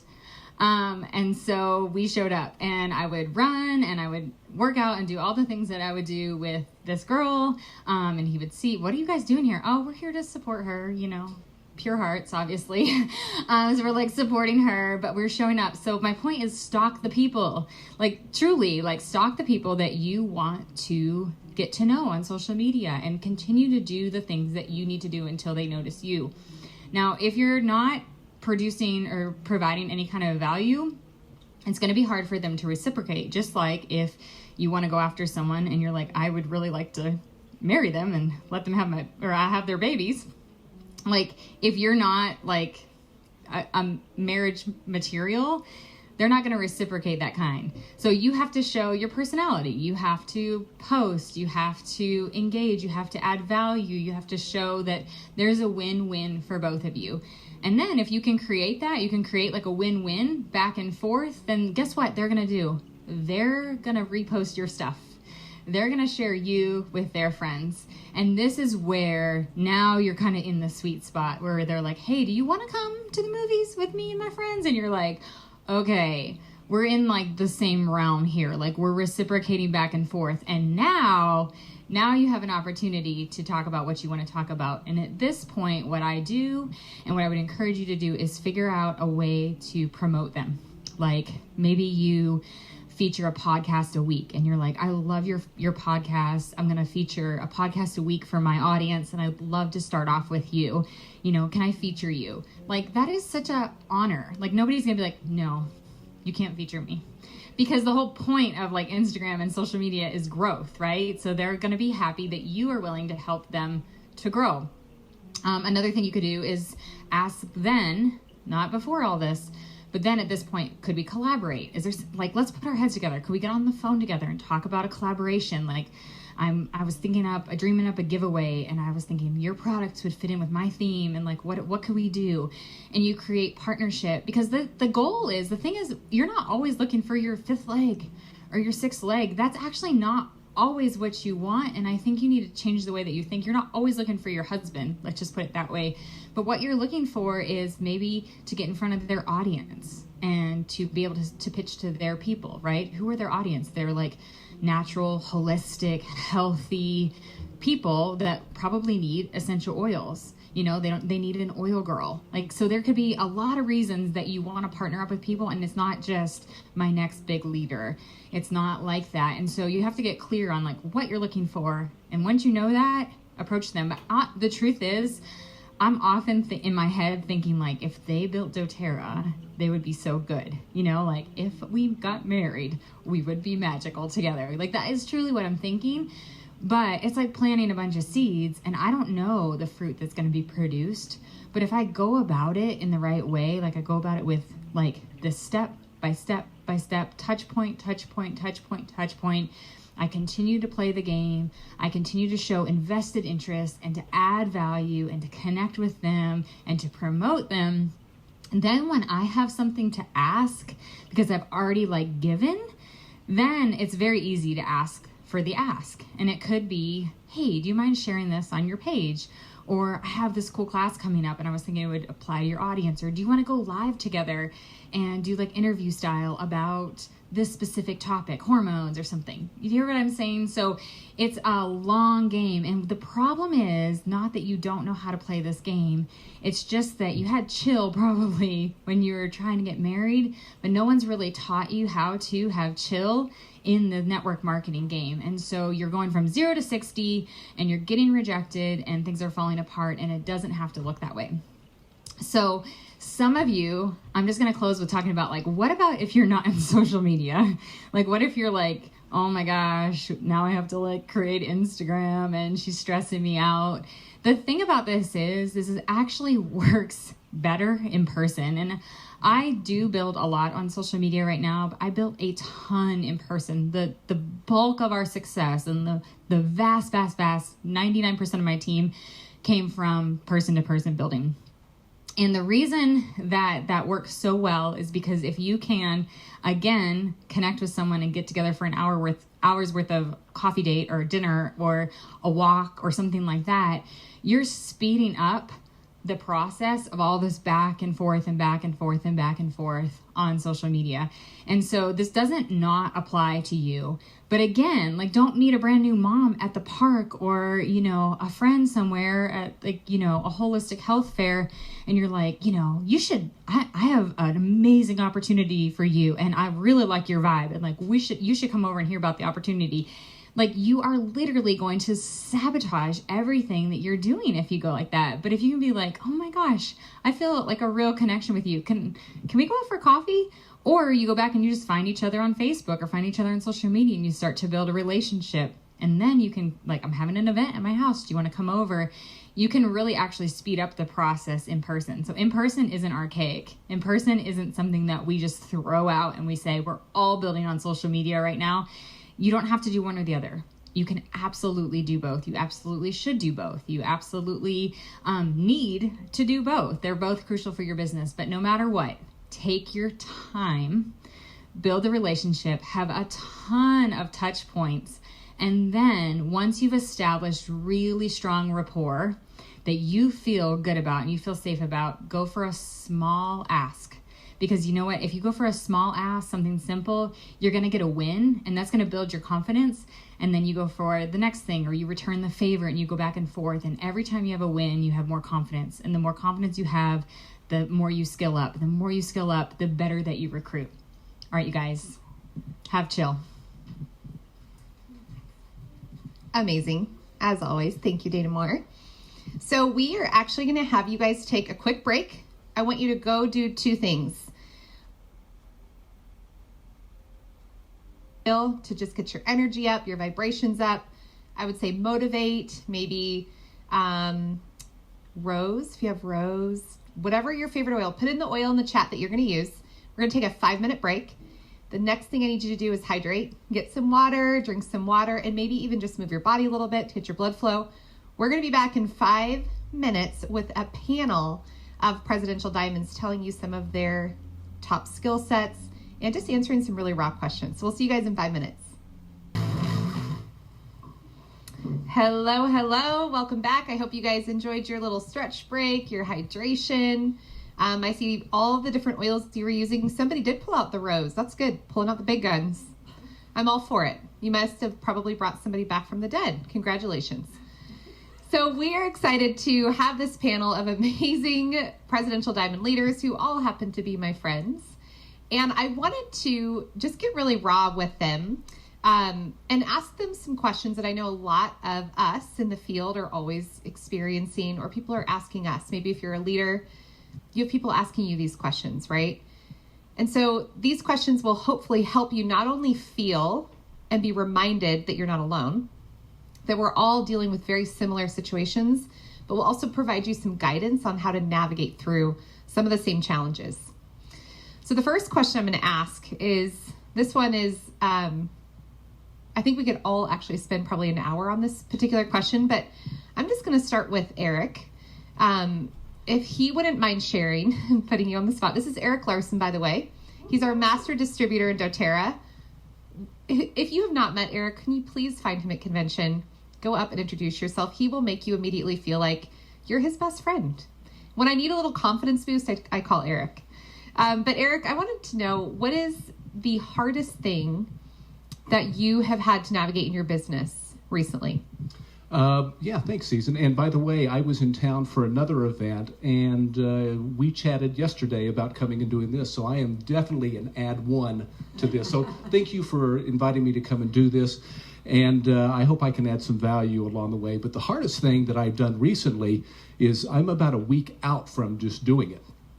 June 1st, I was dealing with some personal issues in my family. My parents lived close to us, and all of a sudden, at one point, I had complete chaos with them. Their life was falling apart, end-of-life type of stuff, and it was hard to juggle my business, my personal life, and things that were going on with my parents. And I was struggling. I have struggled with this. This has been something that's been really difficult for me, being able to find that balance along the way. My wife was great in being able to help me get through this, but I am about a week out from it. And my emotions are a little bit raw, as you can tell. But at the end of the day, the thing that I did to be able to get through this was that I decided I needed to go out and serve somebody. I stopped feeling sorry for myself. I had my wife yell and scream at me like a coach.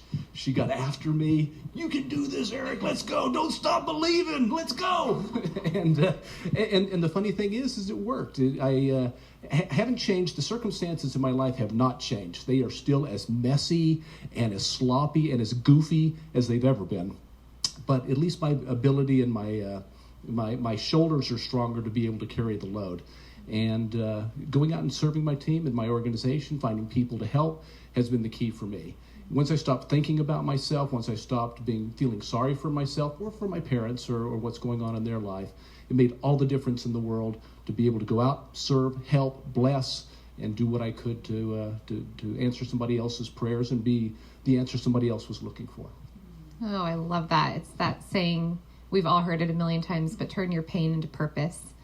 And I always think about fires, and right now that's a really sensitive topic because there's a lot of wildfires on the West Coast, I know for sure, probably other parts of the world. And one of the most beautiful things about a fire is it is the most devastating possible loss of everything, right? But after, if you've ever driven by an area or been in an area where there's been a fire, you see after even sometimes months, but even a couple years, this beautiful, bright green new growth. And so I love that you're just able to... You know, the funny thing, Susan, is you mentioned fire, but fire for me has been a refining aspect. It's made me better, I think. I've struggled for the last couple of months. It's really been hard for me, but I can't see anybody in pain and not want to do something about it. And that's how we're in this business, right? Bailey, would you mind answering that same question? What has been hard for you to navigate most recently in your business? This is Bailey King, by the way. She's amazing. Something that's really been a challenge for me the last several months is getting back to in-person classes. That is my bread and butter. It's what I'm going to talk about later this afternoon. And I have never been one to hear no when I ask people, like, can I come teach a class for you? Like, it's super fun for me. So people are always like, yes. So when I heard no for like 3, 4, 5, 6 weeks consistently, I was like, okay, is it what I'm supposed to do? I'll just go to online. And my husband's like, no, it's actually not what this means. It means you figure out a different way because this is what you're good at. So like, why would we move away from it?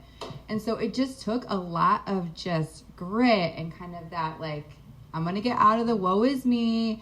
I'm going to try a different type of approach for people. I need to make it more fun, or I need to offer it as an outdoor experience instead of in a home. Like, what are the people's reasons they're saying no? And then dive in and explore. It can't just be more, for like those 6 weeks, it was more of the same, like, hey girl, like, okay, like they don't want to be your friend, next approach, you know? But it was really hard because I hadn't experienced that, but it was so good for me because what do you think my team is experiencing? The same thing.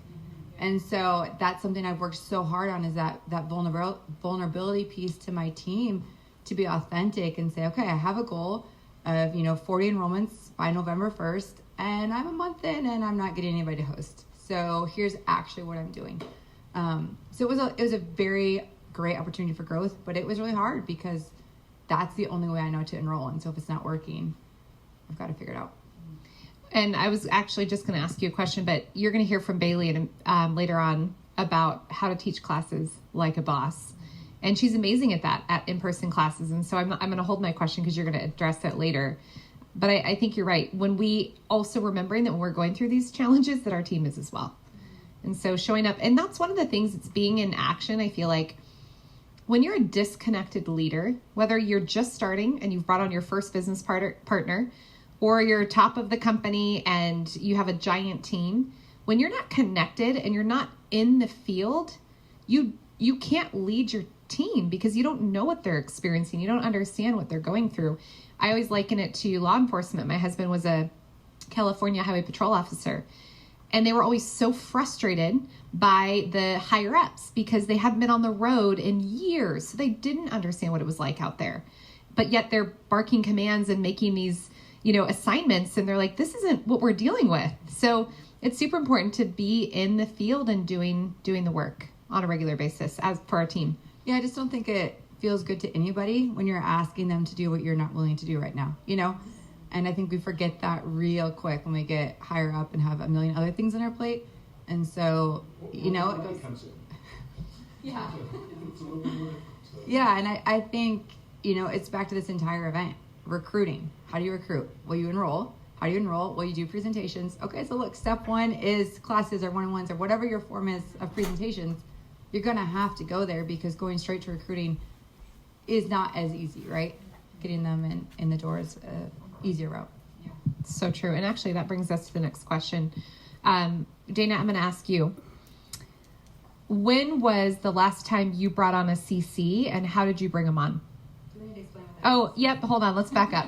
Now I'm like starting to do that annoying thing when people speak in different like code. So a CC, for example, is a committed and capable business partner. And so really quickly, what committed means is somebody that does what they say they're going to do, and they're doing it now. Capable is somebody that knows how to enroll people, and it's actually what they're doing, not what they have the potential to do. It's what they're doing. Okay, so my question again is, when was the last time you found a committed and capable business partner, and how did you find them? I feel like you asked me that to embarrass me. No, because you're so good at it. No, the last time, well, like when you're looking at a CC, like they're a CC if they actually prove that they're a CC, right? So the last time I brought one on was when I recruited my 6th leg, and that was when I was a diamond. So I don't know, 2014 maybe. Somebody who really like continued to grow, is still growing and things like that. But how I found them was I went to a retreat. It was called Captivating. It was just like a retreat for focus and silence and prayer and connection. And I was like, I need a break. Like I need 3 days to like recoup, because I have been 150% doTERRA since I can't even remember now, because everything was a blur, and my whole world became doTERRA in a really great way, but I still needed to breathe. And so I went to this retreat, and I took a whole case of oil, because we're going up in the mountains in Colorado, and I was like, I just don't know what we're going to run into up here. Like bears, yeah. Mountain lions, obviously, mosquitoes. Deep Blue could help with that. So I was, allergies, the colds, I don't know. So I took my stuff, and we're in a cabin, and I was like, obviously there's times where you're like, there's no cell phones, you're really quiet. If you guys need anything, like feel free just to take anything out of this. Like gave him a little, like, this is what it all does. Have a good time. Didn't say anything else. And I really intended to go there and not even talk about doTERRA. I was like, I just need to not talk about doTERRA, And so we're driving back to the airport, and they start asking me, how much money do you make? Like this is your full-time thing. How much money do you make?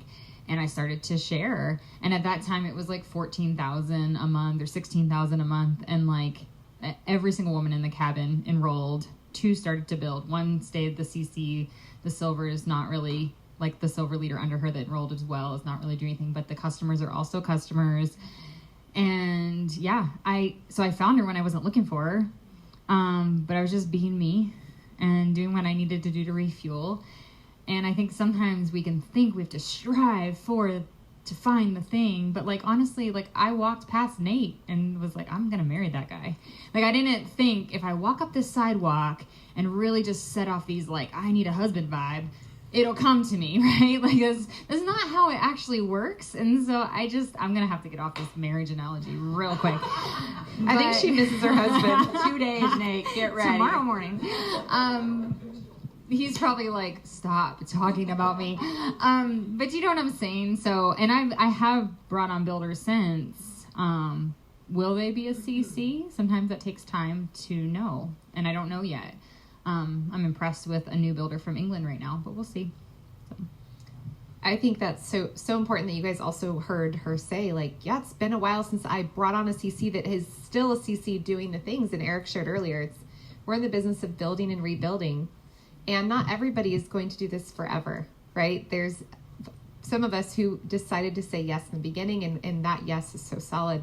Marina is going to talk later today about confidence, which I think is going to be really good, because you've heard a lot of us up here. Obviously, we have confidence, right? It wavers, don't get us wrong, but we have confidence, and it's a hard skill to teach, but it's like what Eric talks about. It's doing the things regularly and repeatedly. One thing you said, Dana, and this is something that I was in Utah last week with Dave Sterling, Emily Wright, Elise Chedevy, and we had some leaders there. We were doing a training. And one of the quotes that was said that was my takeaway was, you can't just teach a man to build a boat. You have to teach the man to fall in love with the sea. And I think that's really important too, right? We're talking about bringing on committed and capable business partners, and we're so quick to jump into training and showing them what to do. But I think sometimes we also need to step back and teach them how to fall in love with what we do. And so what Dana said is, yes, she was being herself, but she brought product, because that's what made us fall in love with this company, is the product. And so she brought the product, and had it there naturally for everybody else to fall in love with.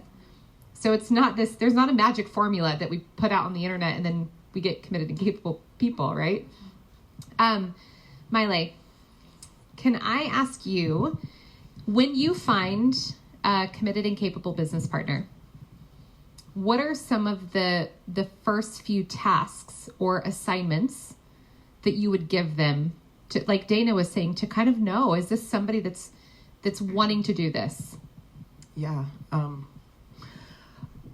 So I think first of all, even it kind of touches back to your last question too, in this CC thing. And I think that's a really interesting conversation to have. I am super, super conservative when it comes to who's a CC. Like, I learned from many, many years of looking at that potential and calling someone a CC based on their potential to be a CC.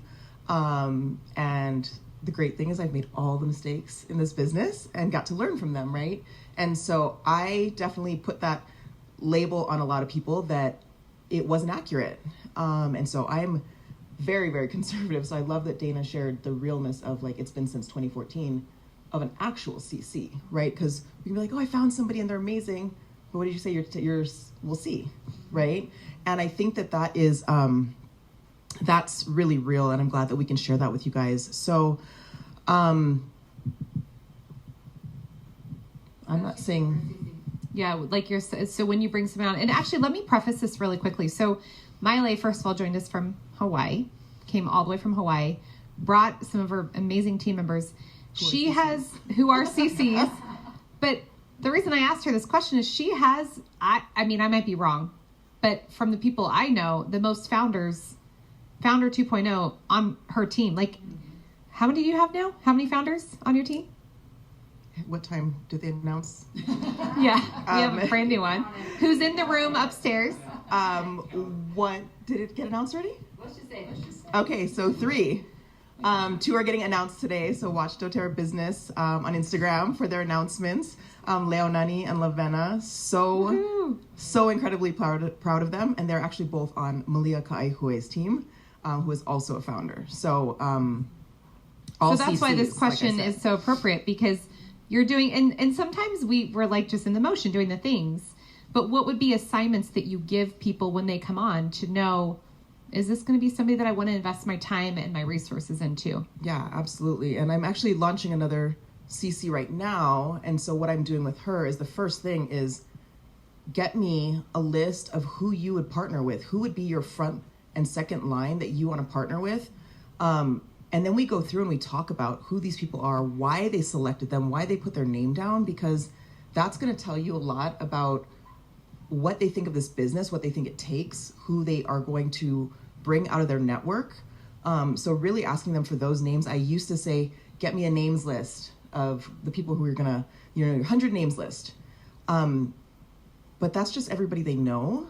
And so I want to see what traits, what skills, what they're looking for as who they're going to partner with. Because if they can't, like, you don't need to be able to bring on CCs if you just want to build this business or if you want to be a sharer. But if you are a CC, to me, committed and capable means you can bring on CCs. And so I want to see who they can bring on. The skill set, like Eric was talking about, is so important, but that's what you can learn. But if you don't have people that you can bring on to work with, so like Malia, that was one of the first things we did. It's like, who is your front line? Who are you going to be running with? Do you already have them? Do you need to find them? What are you looking for? So rather than telling them, this is what you need to find, asking them, who do you have? Who are you looking at bringing on to do this with you, to partner with you? And then going through and really seeing what are the qualities that they are seeing that they think they need. And then we can refine from there. Because I've definitely asked some people that I thought, who said, I want to build this and I want to do this. And they say, I have no people for builders. I'm like, okay. Yeah. Swing and a that miss. tells me a lot, right? And we'll still work with them and we can still learn the skills and we can still build. But am I going to put them in a spot where I would put a CC? No. Do you do 3-way builder calls with these gals? Yeah. Sarah, do you do 3-way builder calls? Dana, Bailey, Eric? I feel like that has been one of the most powerful parts of building a successful network marketing team. It's It just three-way allows you to step in and have that confidence that your builder can't portray quite yet to their prospective builder, right? It fills such a major gap there. So yeah, I think they're huge.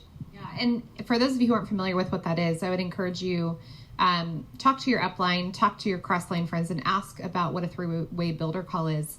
But it's really simple. It's basically you getting on the phone with your business partner who, like Miley said, is bringing in somebody new, and you're kind of vetting your business, or the person that's coming in, they get to hear from somebody who is more successful. You don't have to be a presidential diamond to do a three-way builder call. You can be an elite and do a three-way builder call with the person that you just enrolled that is bringing somebody on. So they are a really powerful tool. Sarah Jansen, you all know her. You got to hear from her earlier, and she might sing for you. I'm not really sure, but if she does, we'll all dance. So I would love to hear from you. What is one thing right now in your business that you're doing that's working well? I would have to say showing up. It's been, I think, easy to hide in this season. And especially if, like I said, if you did have leaders kind of hiding themselves, it was easy to just kind of take that cue and be like, okay, I guess we're hiding. I guess we're slowing down. I guess this is what we're doing in this season. And that I have heard on several teams, like, oh, things are just slowing down and this isn't working. And then we have this and we have that. I mean, people are working it. They're working. It's working. Yeah, it's not working or you're not working. Yeah, what she said. It's a choice. And so showing up. And so during this time, I feel like I've run more things like for my team. At one point I told Matt, I'm like, I don't think I can do any more programs. Like I love doing it, but like it's a lot, but it brings results. And so I'll just give you an example of something that worked really well that we did. We did what was called the First Love Club. And we put this together as a 5-day challenge. I don't know if I love that term or not, but a 5-day gathering, kind of like a virtual retreat. And for those of you that are like, I want to do that, I actually have the file and I can put it somewhere. I'll send it to you. I'm like, where did I put that? It's in the Diamond Board. It's in the Diamond. Yes, only if you sign up to go to GoPro. I will give that. It could be bonus, yeah. No, but what we did is we gathered everyone who had ever built a business with us, people that had kind of fallen off and gotten sad and gotten discouraged. You guys, people don't just quit outright. They're sad. They're heartbroken. They wanted this to work for them. And so if you're not reaching out to them and you're not holding out your hand, being like, I know it's hard, but come with me. Like, we can help you fall in love again. And so with that program, we just brought them back to their first love. And we talked a lot about kind of some of the things I talked about in my talk today. We talked about oils. We talked about all the things. And we had hour-long Zooms of just sitting there chatting over coffee and tea. And but you talked a lot about events like convention and bringing memories up. Bringing memories up. We posted pictures of past events, like bringing those feelings up again, and then really giving them an avenue to re-engage. And so, I mean, that was just one of the things that we did. But if you are stuck, if you feel like you are stuck in that plateau or that valley, whatever it looks like for you, just get back into action. I'm just going to preach that all day. Like, just choose something and do it. Don't get overwhelmed today by all the things that we're sharing. You're going to have to pick one thing. And for me, I can show up. Like, I can gather people.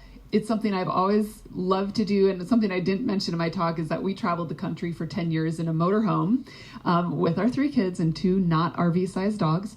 And we did our doTERRA business that way. But that's what I know to do well, is to get people together. And when I couldn't do it in person, I could do it online. And so don't stop just pouring your love into your team. So that's in community. I think you guys are maybe picking up on a theme, and I'm going to go to Eric next, and I'm going to have him share. But you're picking up on a theme too. There's community. When we are in a position, did you know that I might say this wrong, but the human face has over 50. Do not Google this and do not quote me on it, but has over 50 muscles.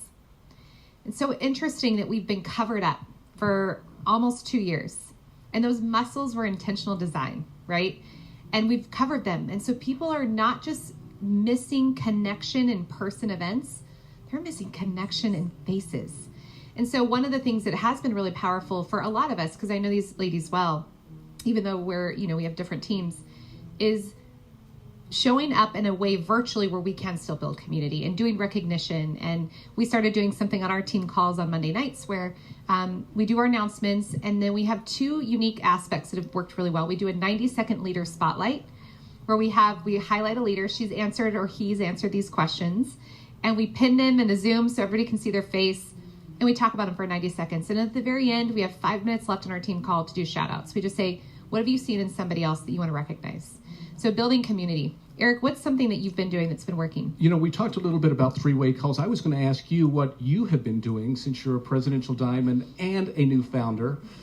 But you need to share a little bit about this because you've had it easy today. You need to share. I've gotten really good at delegating. Eric has taught me how to delegate. The thing that I like to do is I like doing three-way calls, and that's really been a key for me over the last few months.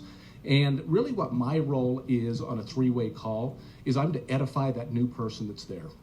The new upline member, I am there. I'm the most excited. I'm the most complimentary. I am the most engaged. And I am the closer also. I look for a way to be able to close, to be able to get a commitment from that person that's on there and meeting me for the first time. And I am the most excited and dynamic that I can be. I'm on my game at these particular moments, and I don't want to disappoint my downline. I want to help them. I want to show that I'm still in it. I'm still got it, and that's what I do on my three-way calls. I love that. What are you doing, Susan? Can you share a little bit more about what you're doing? I was ready to go on to the next question. I'm not going to let you go. You got to talk. Yeah, I think for me, actually contacting, recruiting, and blocking time out in my day every day. Well, actually, I take that back. Not every day. So 3 days a week, I block out about an hour to 2 hours to start contacting. And so contacting looks, Dana talked about it today a lot. I will do it I have my list of people that I am looking at bringing on as a business partner. And in that hour to 2 hours, some of that is building relationship. So nurturing a relationship, not doing the, hey girl, I got an opportunity for you. Or hey boss babe, worst. But so in those moments, it's either building relationship, nurturing relationship, or if the relationship has already gotten to a point where it would not be weird for me to ask direct, I've been getting people on calls. And so I'm always using my audio or my voice if I'm communicating on text or Instagram, Facebook, so they can hear my voice and just saying, like, I can't let another day go by without reaching out to you. I've been thinking about you. I've been watching you. I love how you show up in this space. I enjoy what you share. I would love to have you as a business partner. And I know this might be direct, but if you'd be willing to consider getting on a call with 20 minutes with me, I'd love that. And just, if anything else, and I always close it by saying, and if nothing else, please take this as a compliment. And people do. I've had one person get super offended recently, actually. I won't say what company they were from, but it surprised me. But again, I said, thank you so much for being honest and transparent. But again, just take this as a compliment. So contacting is working well for me. Okay, so I want to ask, one of the things that I believe has helped me grow personally, I know these people as well, is having a morning routine. And so I want each of you to take like 60 seconds to share what is one thing in the morning you do to help contribute to your personal growth. So we'll start with you, Miley. Sorry, I know you're like, don't start with me on any of the things. There you go. So the funny thing is for a while, had a really great morning routine that I loved. If you've read The Miracle Morning, I love having that quiet time, that movement, journaling, all of that. But I have 3 young girls. And so I had a long season of frustration with the fact that I couldn't get any quiet time for myself. And really, really struggled with this. And it's kind of embarrassing, but I feel like I'm finally coming to the other side of this, especially with having pulled my girls out of school and brought them home, and our schedule being all over the place or non-existent even maybe. And instead of fighting it anymore, giving in and having them be part of my morning routine, and realizing that my responsibility as a mother, I didn't, and maybe I'm just really behind on this. I didn't even know about a morning routine until I was in my 30s.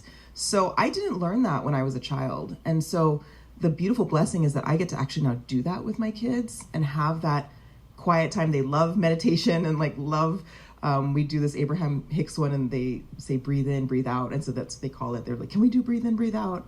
And teaching them to have a morning routine and what that is. And it's, like I said, it was a big struggle for a long time, but we're finally to this other side of seeing the gift in that struggle was going, oh my gosh, I'm not supposed to be trying to keep them out of my morning routine. I'm supposed to be teaching them what it's like to start your day with purpose.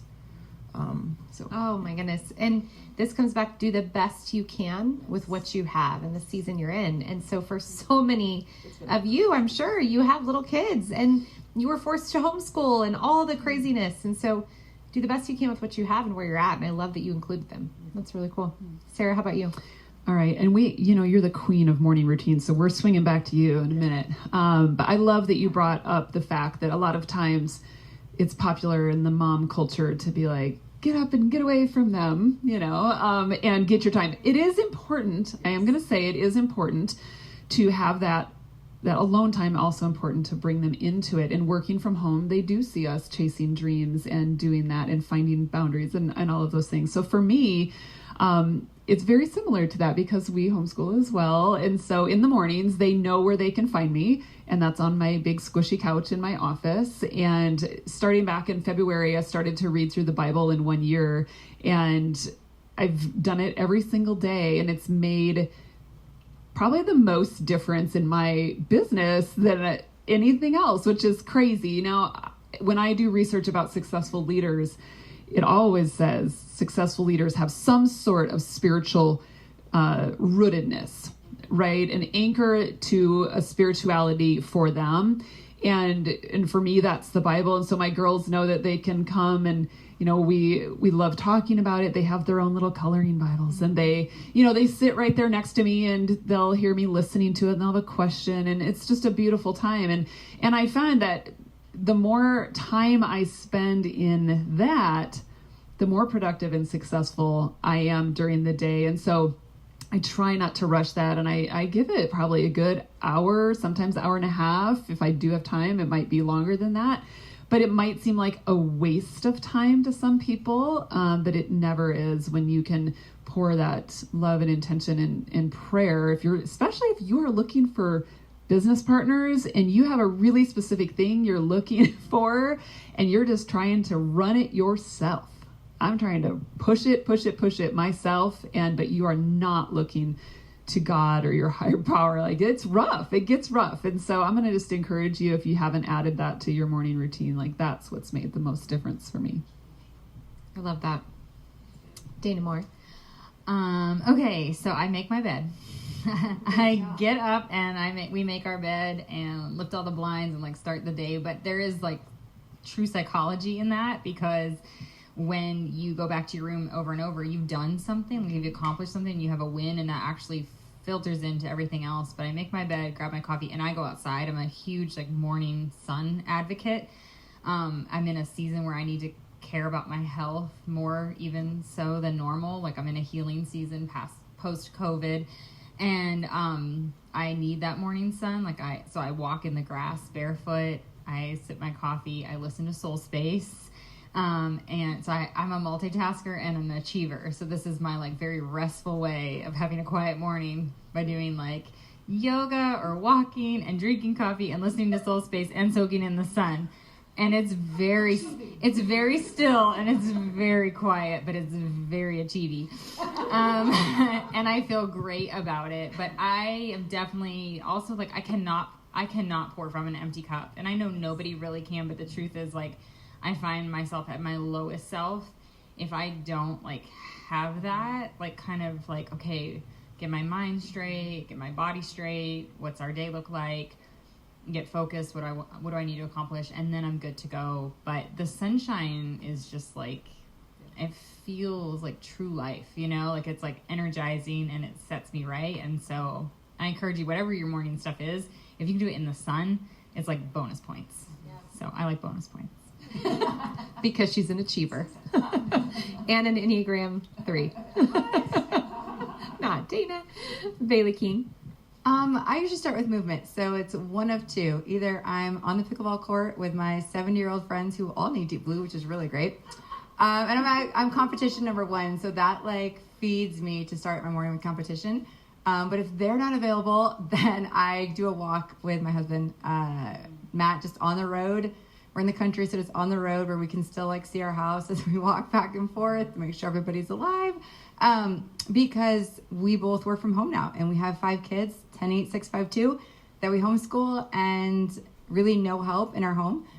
Just that's not what we want in this season. And so we just get ourselves centered on like, what are you accomplishing today? What do I need from you to accomplish what I need to accomplish? Just really starts us without chaos, which is pretty hard to come by in a house of 5 kids, 10 and under. I got anxiety when you started talking about it. I was like, oh. I like just outside walking and connecting with your partner. That's important. And we all homeschool. Somebody said, does everyone homeschool on the panel? Aside from Eric, who has grown children. But like the rest of us, we do all have our children at home. Yeah. So, Eric. You know, Season, the key for me is to make sure that my evening is prepared for the next day. I take the evening to make sure that I've got everything down that I need to do the next day. And if I do that right, the morning is perfect for me. It all works well. And if I can do it right in the evening, I need to, in the morning, sweat a little, eat something good, and learn something. And one of the things that I've done is I've been reading How Will You Measure Your Life by Clayton Christensen. That's a good book that I've read. And then I also signed up, this is going to be a little bit of a pitch for the GoPro folks, but I signed up for the GoPro Academy. So I go in there and look for a little mentoring session and see if I can learn something that's going to help me be a better upline, a better person, a better mentor, and a way to serve somebody else along the way. That is really good. I love that. Nourish yourself, move your body. One of the things that you said that I just started doing in the last month was I did start before I went to bed. And this is hard for me because by the time I'm done with work, I want a glass of wine and I don't want to talk to anybody about business or work. But what I found is my next morning, and I have a 2-hour morning routine. It's long. Yep. Lots of things. But I would go from that to like jumping into business without getting really clear on what I needed to accomplish the next day. So at night before I get in bed, I write out 5 things that I'm going to do the next day, like my 5 priorities for the next day. And that has made, it's so simple, but it's made such a difference that when I finish my morning routine, it doesn't go to waste because I'm all of a sudden immediately stressed and like, what's next? So I think that's really key. I love that. What am I doing in my morning routine? Now they're all going to be like 2 hours. I'm going to run through it real fast. So first thing I do when I wake up is I go down to my office and I have my Bible and my meditation, my gratitude journal, and I turn on Soul Space, which is a free meditation app. A lot of us use it. I do like a 5-minute meditation. I read, so I'm really simple. I'm reading through Psalms or Proverbs, and I just choose the Psalm or Proverb of the day, and I read that. And then I have a daily devotional called Jesus Calling. I'll read through that. And then I always write down, I have to write down at least 5 things I'm thankful for. And there's some days where I'm like, breath in my lungs, right? Like just some days it's harder. Shelter, I got a roof over. And some days it just comes out and it flows and it starts my day just pivoted right. Then I go upstairs, I do my coffee enema. It's a whole nother conversation. We'll do a training on that later. I'll have Eric and Marina do a visual on coffee enemas. Just kidding. So I do my detox. I do a detox and I listen to something that I can learn from, whether it's a sermon or a podcast. And then I move my body for about 50 minutes. So I sweat, go downstairs, get all our supplements ready for the day. And this is going to be a little, personal? I'm just going to say it. Sex in the morning is amazing. And no, here's the thing. So for those of you who are married, I agree. It actually but then starts you have your to remake day. your bed. You do have to, no, you don't. But here's one thing that I want to say. Everybody, I'm looking in the kitchen, they're like, oh, God, Susan, who let her talk? But when this business works well, it's because you have a really supportive spouse. You have a really supportive partner. And not that that's the only reason that would happen, but that's a really important connection piece. For some of them, maybe. But my point being is stay connected, like Bailey shared, going on a walk. Doesn't have to be choose walks. Walks. Well, you also have 12 children. But just stay connected to your partner and make sure that you are in communication and you are communicating with them what your goals are for that day or what you're going to accomplish. And the rest is a bonus.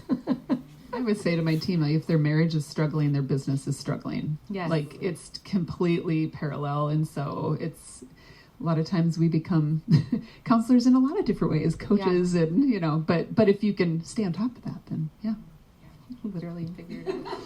Oh boy. Here we go. That's a wrap. And we're done. Actually, we are. But here's the thing. You guys are amazing. Thank you so much for just taking this time and sharing with everybody. Remember, one of the really cool bonuses that we decided to put together for you is if you do purchase a GoPro ticket, you will get to mentor with us for 4 sessions. We're going to do 4 1-hour Zooms, September, October, November, December, and just coach you and talk very candidly. So if we've offended you already, you might not want to join. But truly just, I think that's a great way to start the morning. Right, thank you, Eric. This is how we weed out our people. But don't forget, you will have the opportunity to learn more from these amazing humans, and we want to meet with you once a month. And hopefully if we see you guys at convention, please come up and say hello as well. A lot of people got their tickets. Yes, I know. Yeah, what's the link? It is doTERRAGoPro.com? Yeah, I will show. Okay, perfect. Awesome. So thank you guys. Appreciate you. Are we going to take a quick break to clear the stage? Okay, another 5-minute break. Go hydrate, get your favorite oil, move your body. We'll be back in 5 minutes. Grab your husband or your wife. Only 5 minutes. Good 5 minutes. Oh, bless. All right, welcome back, you guys. I hope you enjoyed your break. What a great panel that was. These people are pretty awesome. If you don't follow them on social media already, please do. You'll get a lot more gems and just knowledge from them. So I am so thrilled to introduce you to this amazing woman who I actually just had the privilege of meeting for the first time today. She is a badass woman. It's probably the best way to describe her. This is Eric Worre's wife. Her name is Marina Worre, and she has built an incredible name for herself as a woman who has helped inspire so many women in this industry. She started putting on an event that I attended, I think it was in my first year maybe of network marketing, specifically for women in network marketing. And I remember sitting there going, how awesome to be surrounded by these women who have accomplished their dreams but are still pushing forward and inspiring so many people. Marina is what many of you would probably look at as like a pillar of confidence. And so when we were talking about what she should speak about, that's what I asked. I asked, would you be willing to speak about confidence? And I don't know about you, but I think that's something that many of us struggle with, right? You might look at all of us up here on stage, think, oh my gosh, they have the best confidence. And sure, yes, we do have confidence. As you learned from Eric, we've practiced to develop that confidence. It doesn't mean it's unwavering. I think it does come and go. So I wanted her to share a little bit about confidence, how to gain confidence, how to sustain confidence. And you're going to love hearing from Marina. Come on up. Thank you so much. Thanks for speaking. Oh, thank you so much for having me. Yes. So, first of all, congratulations to all the amazing women watching this program and couple guys, because I can see the representation in our living room. Majority of them are women. And you know what's interesting? This is the representation of our profession, because you probably guys heard that 77% of all of the participants inside of network marketing are women, right? And when I started the women's event 7 years ago, you know, it was interesting for me to see, because first of all, I realized there was a need to serve our community and women inside of our profession. But one of the things that stuck me was, you know, I wanted to put all the powerful women on stage who can speak, who can share from their experiences and their wisdom. And I was struggling. To find 7-figure earners, representatives, the top income earners in a lot of different companies. You know, so I started thinking about it. Why? What is the reason? What's the problem? Because we have 77% of all the participants in this profession. We have the raw material necessary, but we do not necessarily have the same representation at the top. Of course, because of the nature of your products, you have the majority of women inside of your company, and of course you have a lot of the top women in your company as well, and I know a lot of them, and a lot of them are my good friends, but that's not necessarily the case in the entire profession. So I started asking myself why we do not have that many women on top. And you know what, being a woman myself, I realized that first of all, one of the things that we don't believe in ourselves. We just don't believe in ourselves, because Eric and I will coach a lot of multi-million-dollar earners inside of our profession, and a lot of great leaders, a lot of successful men and women. And what I see most often that I would like to see is we don't believe in ourselves, especially women. You know, that old voice that you kept hearing when you were a little girl, that you're not smart, you're not good enough, you're just a woman. Who do you think you are to dream big dreams? You know, your place is to be supportive spouse and raise kids and just take care of the home and let the rest for men to take care of.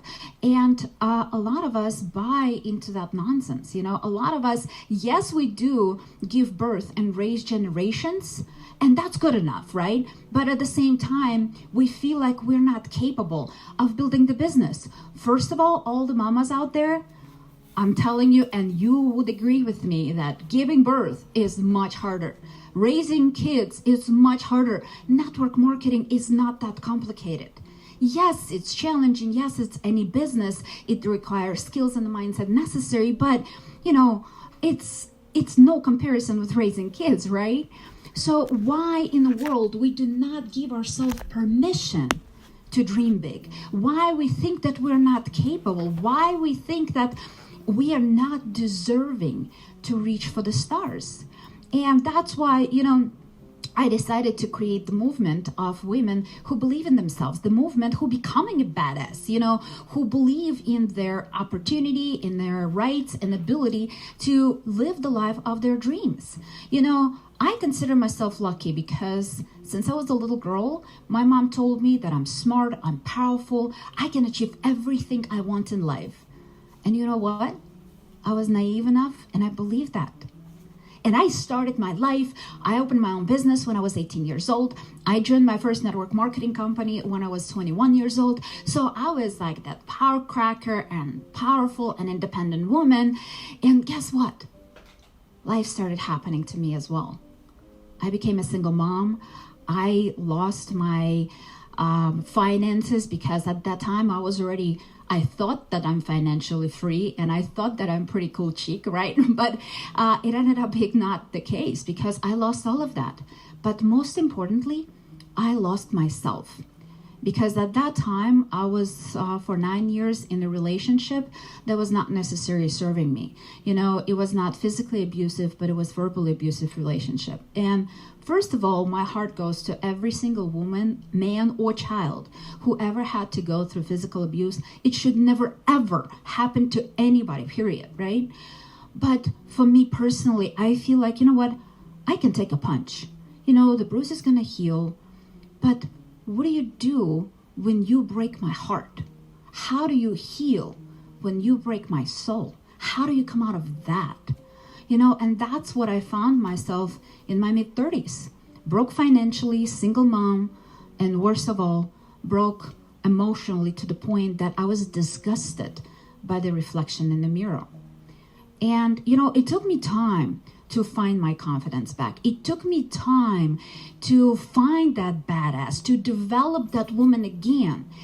And when I found it, I made myself a promise that I'm going to do everything in my power to, first of all, help all the girls who never believed in themselves, who bought into that nonsense that they're not good enough, not smart enough, and not deserving to live the life of their dreams, to help them see a bigger picture and believe in themselves. But also for women who had that confidence and lost it through life, to find that again.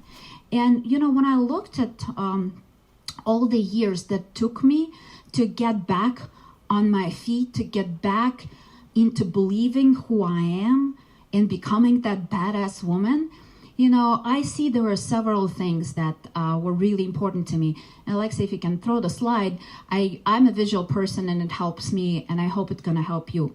And this is the graphic that I created because I just finished the 8-week program for women who were part of the women's event, and they decided to take it to the next level, how to become a badass. So I'm going to try to give you like a quick rundown on the confidence part of it. Because here's the thing, you can utilize this chart for anything you want to be confident in life. It's not necessarily just about network marketing. It's not necessary only if you want to get to the next level or next rank or next income or whatever it might be. You can build that confidence, that level of, that strength and that power in anything you want in life. So first of all, the most important part is to identify what you want to be confident in. Because a lot of people, especially, and put like 3 in the comments below if you feel like you're really confident in something. And it might be music, it might be being a mom, it might be whatever other skills and talents that you guys have, that you're very, very confident, that nobody can shake that confidence. Look at all these 3s. You're all confident at something, right? And if I had an opportunity to ask all of you why you feel confident, and you would tell me probably, and more likely, is because you did it time after time, and you practiced that, and you spent some hours learning those skills. And by practicing those skills, you became confident more and more. So these are the 10 steps that I identified that helped me to become confident in pretty much anything I want in life. So first of all, understand what is the task, what is the skill, what is the goal you're trying to accomplish, what do you want to get confident at, right? And then start thinking about what are your strengths and talents and skills, right? And what are the weaknesses? Like Eric said, you have to have skills inside of network marketing profession so it will help and build your confidence. So first of all, understanding. Some of us might not necessarily be good at talking to people or helping a new person start it, or not necessarily good at social media, or whatever it might be. Or maybe you are just having your first baby and you want to be confident in that. So identify what are the strengths that you have, what are the skills and talents that you possess and and you're really good with, and what are the things that you still need to improve. Right? Number 2 would be to identify what is the support and resources necessary.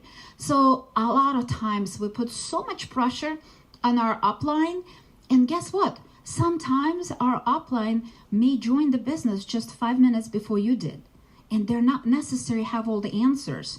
But that does not mean that there are no people who already accomplished what you would like to accomplish. That does not necessarily mean that you cannot find help and resources necessary. I'm sure that a lot of trainings and information that you need to be successful in doTERRA, you can find on your website, on your company website. And I know you guys are doing events, and I know the leaders put on events. There are generic events like Eric and I do. There are a lot of different ways where you can find that knowledge and support necessary. So identify what they are. Identify what's the problem first, right? And find the resources necessary where you can learn more. Because here's the thing, a lot of people think that it's all about resources. It's not. It's not about resources. It's about being resourceful. It's about how you find the right answers to the questions that you're looking for. In today's era of information, you can learn about anything almost in like a split of a second. It's called Google, right? You can Google a lot of information. You can see there is a lot of free training online on pretty much anything you want to get good at. Right? So find those mentors. And here's the tricky part. You need to find the people who actually know what they're talking about.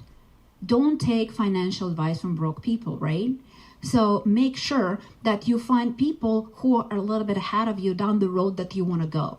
So, and be careful of taking a conversation or take it to the heart from the people who have no idea what they're talking about. And I'll touch on that a little bit later. So understanding, find those mentors, find those time machines that Eric talked about.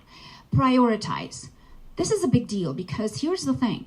I know we women specifically, we tend to go into the state of overwhelm so fast and so easy. And I'm actually really grateful that Susan mentioned on that on that panel what is your morning routine, because having those little routines and the moments for yourself is really important, because if you're all over the place, your business is going to be all over the place. And guess what?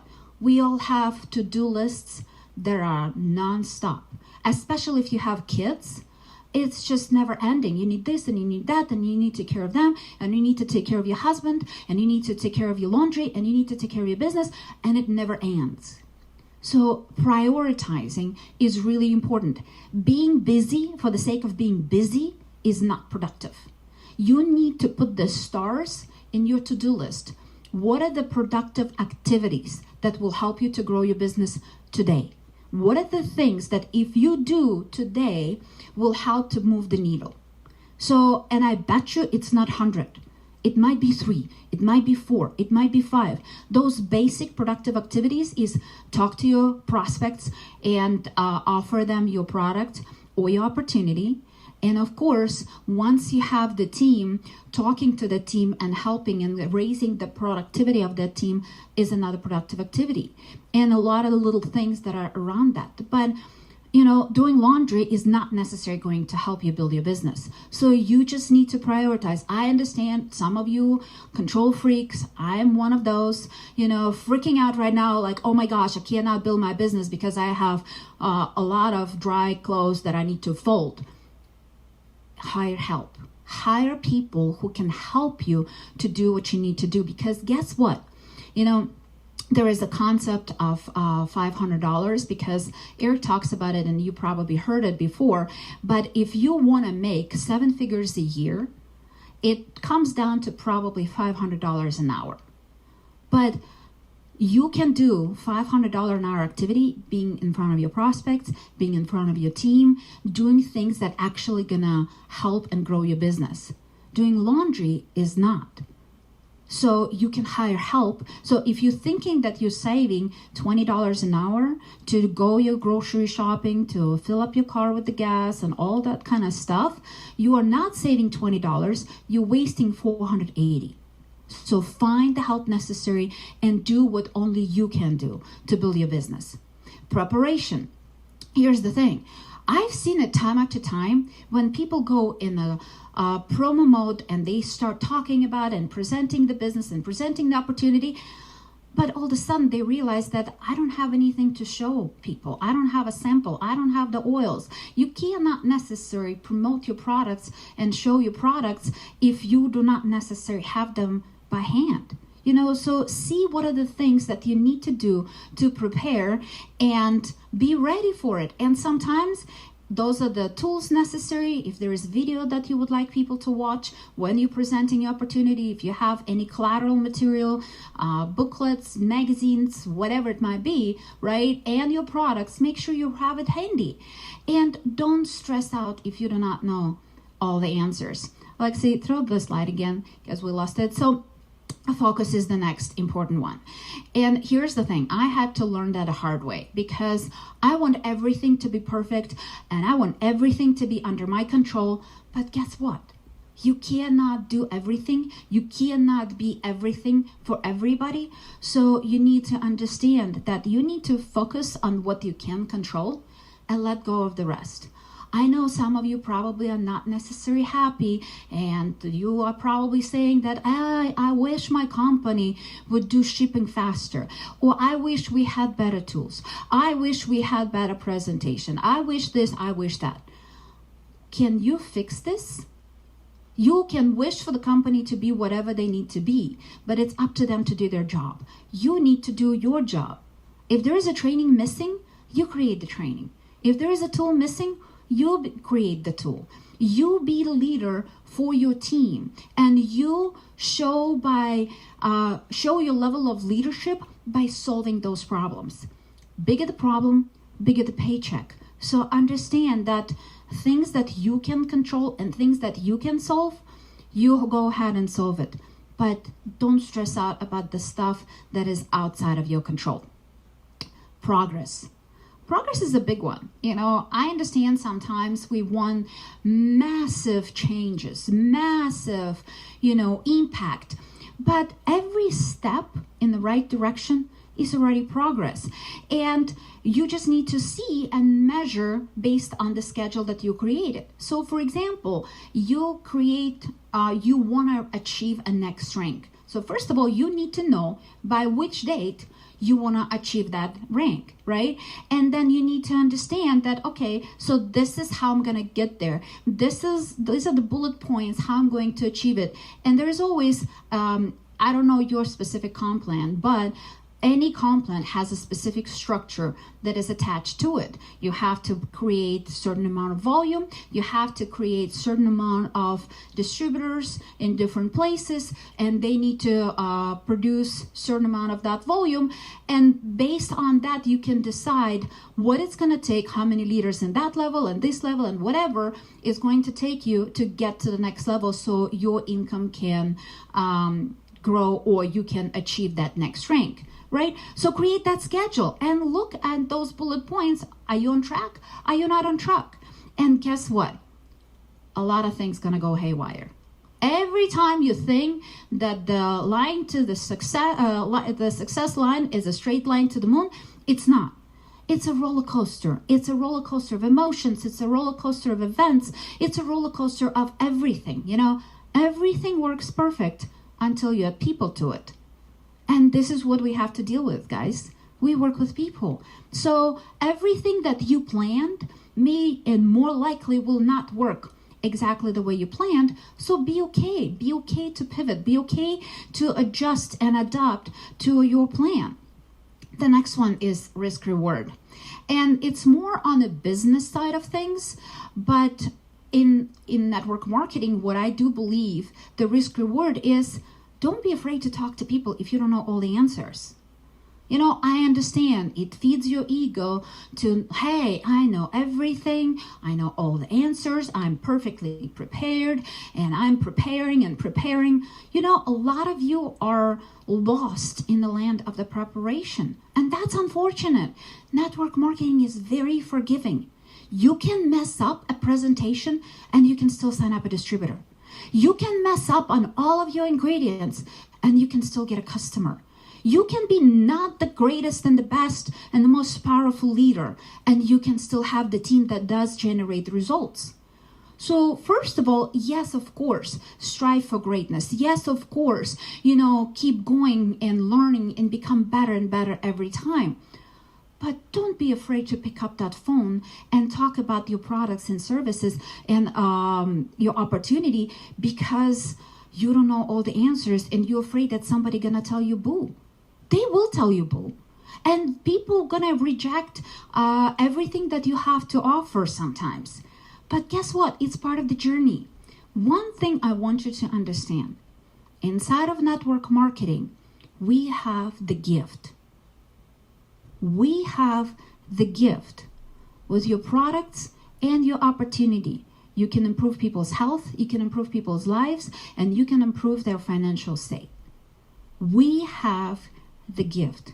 Our job is to offer that gift.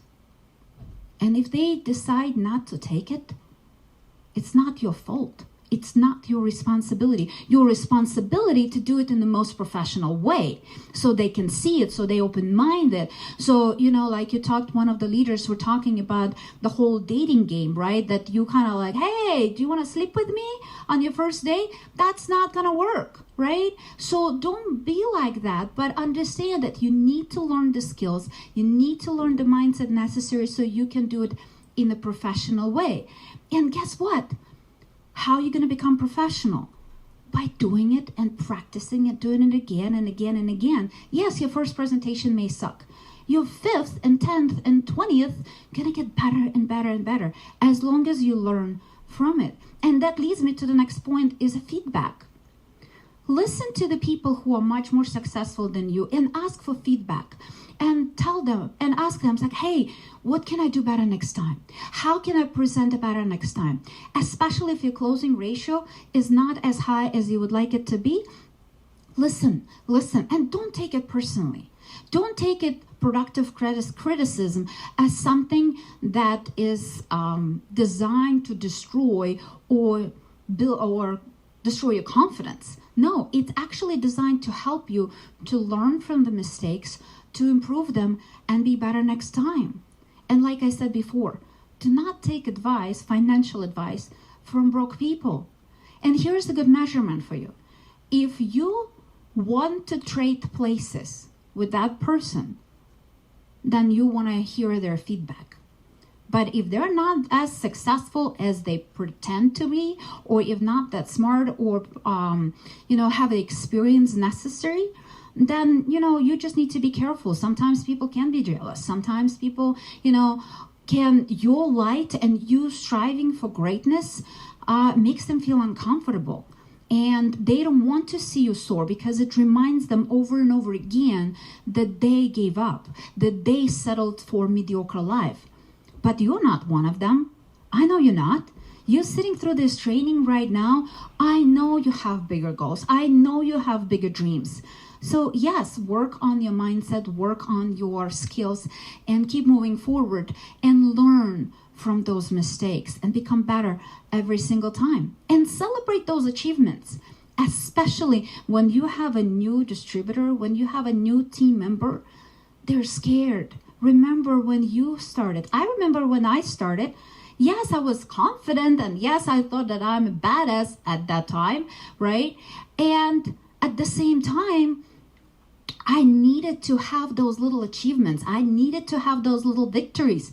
You sign up a new customer, great, wonderful. Let's help you to sign up a new distributor. You got 5, awesome. Congratulate them and celebrate them throughout the journey, because that builds their confidence. That builds their belief in themselves, seeing those little victories.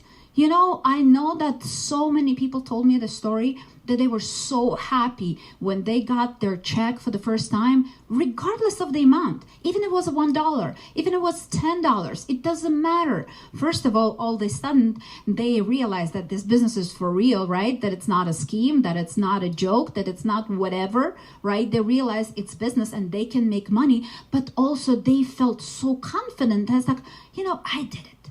I did it. So keep celebrating those victories. Don't throw a huge party when somebody does a 1-foot jump, but still realize that those little victories are important all the way to success. And of course, the last one is mindset. And the reason why I put it last, it's not because it's last and least important. This whole entire thing is mindset. Everything that I talked about is mindset. I just wanted to put it on a separate note so you remember that everything that you have here that's what you put out. Garbage in, garbage out. So you need to be very, very careful. What are you allowing into your mind? What are you allowing into your head? Who are the people that you're spending most of your time with? Who are the stories and information that you're listening to? I heard again, one of the speakers before me told me that I cannot pour from the empty cup. So you have to fill up your own cup first. I have to fill up my cup so I can come and pour into you. And your team needs your cup to be full as well. Because without that, you cannot help them. You cannot show them the best way. So it's been my honor and privilege. I can talk for hours. I wish at some point we will, but congratulations on everything you guys already achieved so far. But guess what? I know that all of you are just getting started. And I know that there is a lot of powerful women that are going to be coming out of this event, that are going to be coming out of your company. And I cannot wait to see some of you virtual at the GoPro or the Most Powerful Women event or one of the events that we're hosting here in our house. So never give up and continue to move forward. And I'm super proud of you guys. And Susan, back to you. Thank you so much. You're so amazing. In fact, I don't think you could see the chat, but there was a few people who were like, the best speaker of the day. I mean, I won't take too much offense to that, but people are loving this. So thank you, Marina. Amazing, right? One of the things that she said that I think is so important is you do need to believe in yourself. And when somebody takes a little jump, you don't throw a big party, right? But those people taking little jumps, sometimes we have to hold that belief for them because they can't quite see it themselves. So remember that sometimes we have to hold the vision for other people until they can see it themselves. And like Eric said earlier, Marina touched on it again, it's the actions, it's practice. Confidence doesn't happen overnight. It's showing up every day and screwing up and failing forward and continuing to do so. So thank you again, Marina. That was amazing. The next speaker is the very amazing Bailey King. She's so fun. Again, I hope that you guys have a privilege or have the opportunity and the privilege to get to know each of these speakers, because most all of them are in our company. And Bailey is wonderful. I first met Bailey, I think, on a presidential trip. And we were having dinner actually with Corey and Emily, right? And my husband and I just fell in love with them. One thing that Bailey does really well, and I'm saying one thing because she does a lot of things really well, is she knows how to book classes. And she knows how to make classes really fun so people continue to come. So we asked her to speak about her booking classes magic. In fact, we titled it Booking Classes Like a Ninja, because that's basically what she is. So Bailey, why don't you come up and share? Thanks for speaking. Yes, happy to be here. All right, you guys, I am super pumped. This is one of my favorite topics, probably because it has come somewhat easy to me. And so I'm really excited to share. Let me give you like a 60-second intro. If you're new to my world, I do reside in Iowa with my husband, Matt, our 5 kiddos, 10, 8, 6, 5, and 2, half in Iowa, half in Florida. And like most of you, I stumbled into this incredible world of doTERRA on accident. We had begun cloth diapering one of our children, and my cousin saw that we were doing that on Facebook and sent me a packet of information because I clearly was the crunchy mama. Well, what she didn't know is that I wasn't. And after doing some research on what she had sent me, I really fell in love with what these oils could do.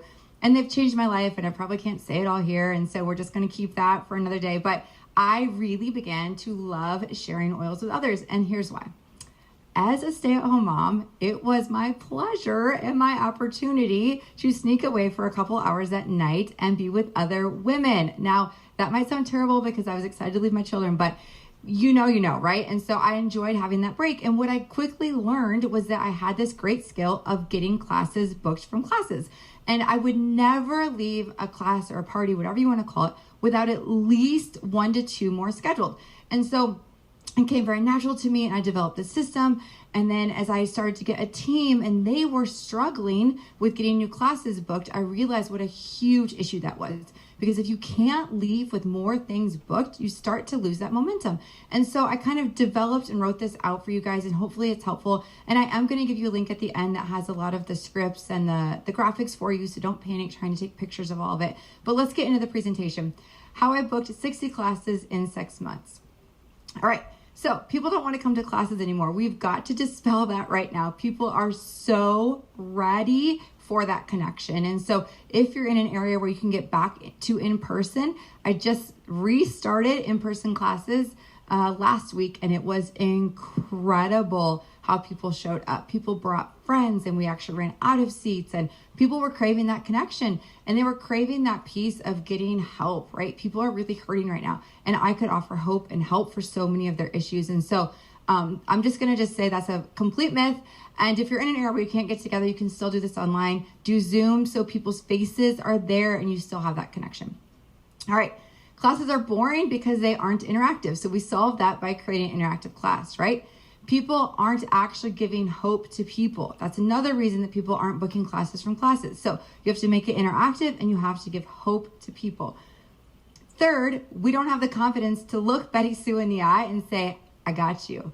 This is going to change your life. So those are 3 keys to making your class great. People aren't going to sign up with what I show you next to book their own class if the class they attended sucked. So we have to make it really interactive. I love to give out samples every time somebody answers a question, right? They're winning stuff. They're interacting now. I love to be able to give them hope, right? I start my class by asking them what they're there for. And every single person shares 2 to 3 things that they're there to learn about. And I write those things down in a seating chart fashion on my note paper. So when I get to lavender, and Betty Sue has told me at the beginning of the class that she's really struggling with sleep, I'm literally going to talk about lavender and look her in the eye and say, Betty Sue, this lavender is the one you are going to love for your sleep. I got you, right? And so I'm giving her that one-on-one help so she really feels valued by the end of the class. All right, so is it true that you can't book classes from classes and nobody wants classes? Absolutely not. I booked 60 classes in 6 months and had a baby in that time. And it's exactly what I've been doing for 7 years straight to get to presidential. And I'm back to doing now. I just took a break during the pandemic. And now I realize, oh, my business has slowed down because I stopped. So I should get back, right? And it's working because of what I just said. I have an incredible attitude. I'm there to have fun. I have a great gift system, which I'm going to show you. And I make sure that my explanations of everything are customer based. I'm not getting into science. I'm not getting into 87 kit options. I am keeping everything very simple, very customer based. All right, attitude, let's break it down. We have got to focus on the 3 reasons that they chose to host, because they had a fun and engaging experience. So you've got to redo that. They got individual attention. So you've got to do that. And then I showed them all the gifts, and they're going to actually get some choice in that, which makes it really fun. So I really, truly have the attitude of, why wouldn't you want to host a class? They are really awesome. Instead of like, will you do this for me? It really is like, why wouldn't you want to do this? And so that really helps me too. All right, gift system, because this is like the nitty gritty part that's really going to help you, right? I like to give a gift for every 2 new guests and every class that's booked, because those are my 2 objectives. You fill the room, I'll close the sales. You convince your friends to book classes, I'll make it awesome for them. And so now the host is getting rewarded for the 2 things that I want her to focus on. All right, this is my hostess program sheet. It's super simple. I am not a graphic artist. I am like a done is good enough person. So I'm sure there's people who can make this way more pretty, but it's good enough. So I like to give a keychain full of oils when they book, and I'll tell you exactly how I do this in a minute. And then I let them choose their gifts based off of what I just told you. Every 2 new guests gets another gift. Every class booked gets another gift. So if Betty Sue had 7 people show up and 2 booked classes, she is going to choose 5 gifts out of my gift bag. Now that gift bag is just going to be simply filled with products that I have. I like products instead of oil because I don't have to explain them, right? Toothpaste, cleaner, mud mask, body butter, cough drops, you name it. I lay them all out and she chooses whatever she wants, which also helps her LRP because then she falls in love with them, right? All right, why does this system work so stinking well? Because I'm rewarding high attendance. It's immediate gratification because they get the keychain the minute they say they want to host. They get the choice of gifts, so they don't have to be told, oh, it's like frankincense month or mop month. No. You get to choose whatever is most beneficial for your family. And it's products they want and will fall in love with and reorder. It is like feel proof for me, all right? There might be ways to tweak this, but I'm telling you, I have used this same thing for 7 years and it has worked beautifully. And I will just be honest, you can take this online. Usually not quite as much success because you're not handing them the gifts right there, but you can take the same system online and they can answer the questions I'm going to show you in the chat instead of on their handout. All right, here is my way of doing this. I teach about the oils and then I pause for a giveaway. I'm going to give you the giveaway slip that I use in a minute. And on that giveaway slip, there are 3 questions and then of course their name, their email, their phone. And I literally hand them out and I give them a pause, right? And I say exactly like this. Now we're going to do a drawing. I'm passing out the drawing slips. Now you'll see there are 3 questions. The first question is if you have an interest in oils. You're here, so of course you can mark yes. Now we get them marking yes, right? Like there's some psychology played into this. The second question is if you have an interest in hosting your own doTERRA class like the one today. And I tell them this, like this is not for me, like I'm saying this. The reason people love to host is that you'll get this awesome keychain. And I'm literally showing the keychain filled with all the oils they just learned about and they don't want to wait for their order to come with us, right? Now they get them right away. It's filled with all the top oils on the go, plus it's super easy to host. Just ice, water, a couch or a kitchen table, and 4 or 5 friends. Usually people are sitting here already thinking, I wish my friend Rhonda was here to learn about oils for her anxiety. And lastly, there's even more gifts that you get to choose the night of your class. You get to choose things like shampoo, body butter, bug spray. Look at all the things Sarah gets to choose from tonight. The third question is if you'd like more information on the business side of doTERRA. The reasons I love this business is I love helping people who are looking for something natural to improve their health. I love that I don't have inventory or large upfront investment, and I love that there are no sales requirements, so I can do as much or as little as I want. Mark that down if you have interest in learning. The great thing is there's 0 obligation, just an opportunity to learn how to get your own products for free.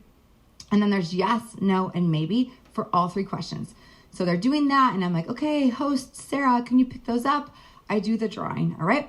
Now, after the class, I'm gonna show them kits. I'm gonna show them how to order. Then I'm gonna grab those drawing slips. After I do the drawing, the class has ended. I'm gonna quickly sort by anyone who marked yes or maybe to host. That's the only question I'm looking at right now. When they've marked yes or maybe, that's a yes. Yes, maybe both equal yes in my world. And after they have given me their order form, I'm going to look them right in the eye and I'm going to hand them their keychain. And I'm going to say, I'm so excited you have an interest in hosting a class. Here's your keychain. Are you thinking you would like weeknight or weekend? I love choice of two. I like live my life by choice of two because that's easy, right? She's like, oh, I want weeknight. Awesome. Would you like the 15th or the 17th? I would like 15th. Great. Does 7 o'clock work for you? Yep. Okay, here's your keychain. I'm going to email you everything else you need to know. Bada boom, bada bang. Another class booked, and it maybe took me 70 seconds. And I move on to the next yes or maybe. Amanda, awesome. I'm so glad you wanted to host. Here's your keychain. Do you want nights or weekends? Boom, boom, boom. And it works beautifully. People kind of don't know what hits them, but they marked it. So I'm not forcing them to do anything they didn't want to do. They already thought through it and marked it. Now I'm just leading them through the next steps, right? All right. This is why doTERRA is great. I love this quote. I began learning long ago that those who are happiest are those who do the most for others.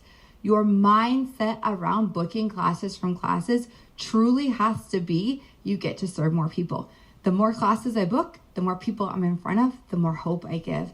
And that is what drives me. I don't need to necessarily work for my fast start from enrolling this week, but my joy is in helping others. That's what fills my cup. That's also where I find my next builders who can then help more people. So our mindset really does play a piece in this. All right, if you would like the wording, the handout with the drawing slip, and you would like the handout with the gift system, you can head to theoilkings.com/hostinfo and you will have all of the information there. All right, you guys, I hope this was helpful. You'll have everything you need on that link. So if it was quick, no worries.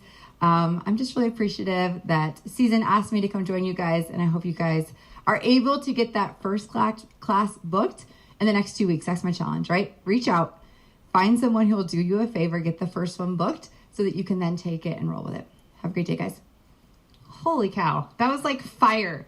And if you saw the chat, it was like nonstop. Like, Bailey, you're amazing. Like, slow down. Is that there's the No, whole time? it was so good. Such like tactical steps and tricks. Thank you. So welcome. And she's taught this. Can you grab Miley too? Yeah. Miley, if you hear us, come down, paging Miley. She also she was a guest speaker on my team call a minute ago, which was like a year ago, 2 years ago, before 2020. So this was a couple years ago. And what I love about this is this isn't something new she's done. This has worked for a long time. And she's just continued to do it over and over. So thank you again, Bailey, for sharing. And like she said, you guys, people are actually missing connection, and not everybody, and they don't have to come in person, but I would encourage you to do that. In fact, is it okay if I give you an assignment? I learned this from my mentor, Eric Warre, that giving assignments is really effective because you could take all of this that you're learning today from all these amazing people and it sits in your journal and you do nothing with it. Or you can take all of this and just implement small steps. So your assignment is this. I want you to book 2 events, one virtual and one in person. And I want these events to actually be for your post-convention reveal. Meaning, we have convention coming up in a couple weeks, right? We're going to have new product. We're going to have all of this amazing stuff. All new information that we need to share and get out to our team. So I want you to book a virtual post-convention event and an in-person. And really what the opportunity is to teach your teams, your customers, your business partners about the new product and about what you learned at convention. But offer both. Offer in-person and offer virtual. Okay, that's your assignment. If you're in, I want to see a thumbs up, or I don't think you have that. Give me a number 1 in the chat. If you are in and you are going to book 2 events, one in person, one virtual for post-convention. Awesome. I'm seeing all kinds of ones. Wonderful. Okay, so you guys, we have an incredible opportunity here from the amazing Miley, who came all the way from Kauai with her team. And we're also celebrating a couple of new founders. I'm going to let her announce that because it's like a mom. You want to like celebrate with your people, but we have them here with us in Vegas, upstairs in Eric and Marina's home. So we get to celebrate with them, and this is so exciting. I can hear them clapping upstairs. But Miley is a new friend of mine. We just met in the last year and a half, and I just fell in love with her, and I love how she leads her team. She has 3 founders on her team already, which is pretty incredible. So I'm excited for you to hear from her, hear what's working in her business, and go ahead and come on up, Miley. Thank you. Thank you, Susan. Hello, everybody. Oh, fun to see everybody on. This is an incredible experience and setup, and I just want to thank Susan so much for the invitation to be here and to participate in this event, and just the heart to offer this to everybody in doTERRA, that very generous offer, and to Eric and Marina for hosting us at their beautiful home. I'm still like pinching myself if this is real. So I just want to give you guys a quick little intro about me. I, like Susan said, I'm from Hawaii. I'm a presidential diamond with doTERRA. I've been with doTERRA for about 7 years now as a builder. I was massively opposed to network marketing, big time. So if any of you are sort of there, just know that you can still find huge success with this business model. I was a doTERRA customer for about 2 years, a super loyal customer, did LRP every single month, and was not at all going to look at the business opportunity until my husband really strongly encouraged me to check out a compensation plan video.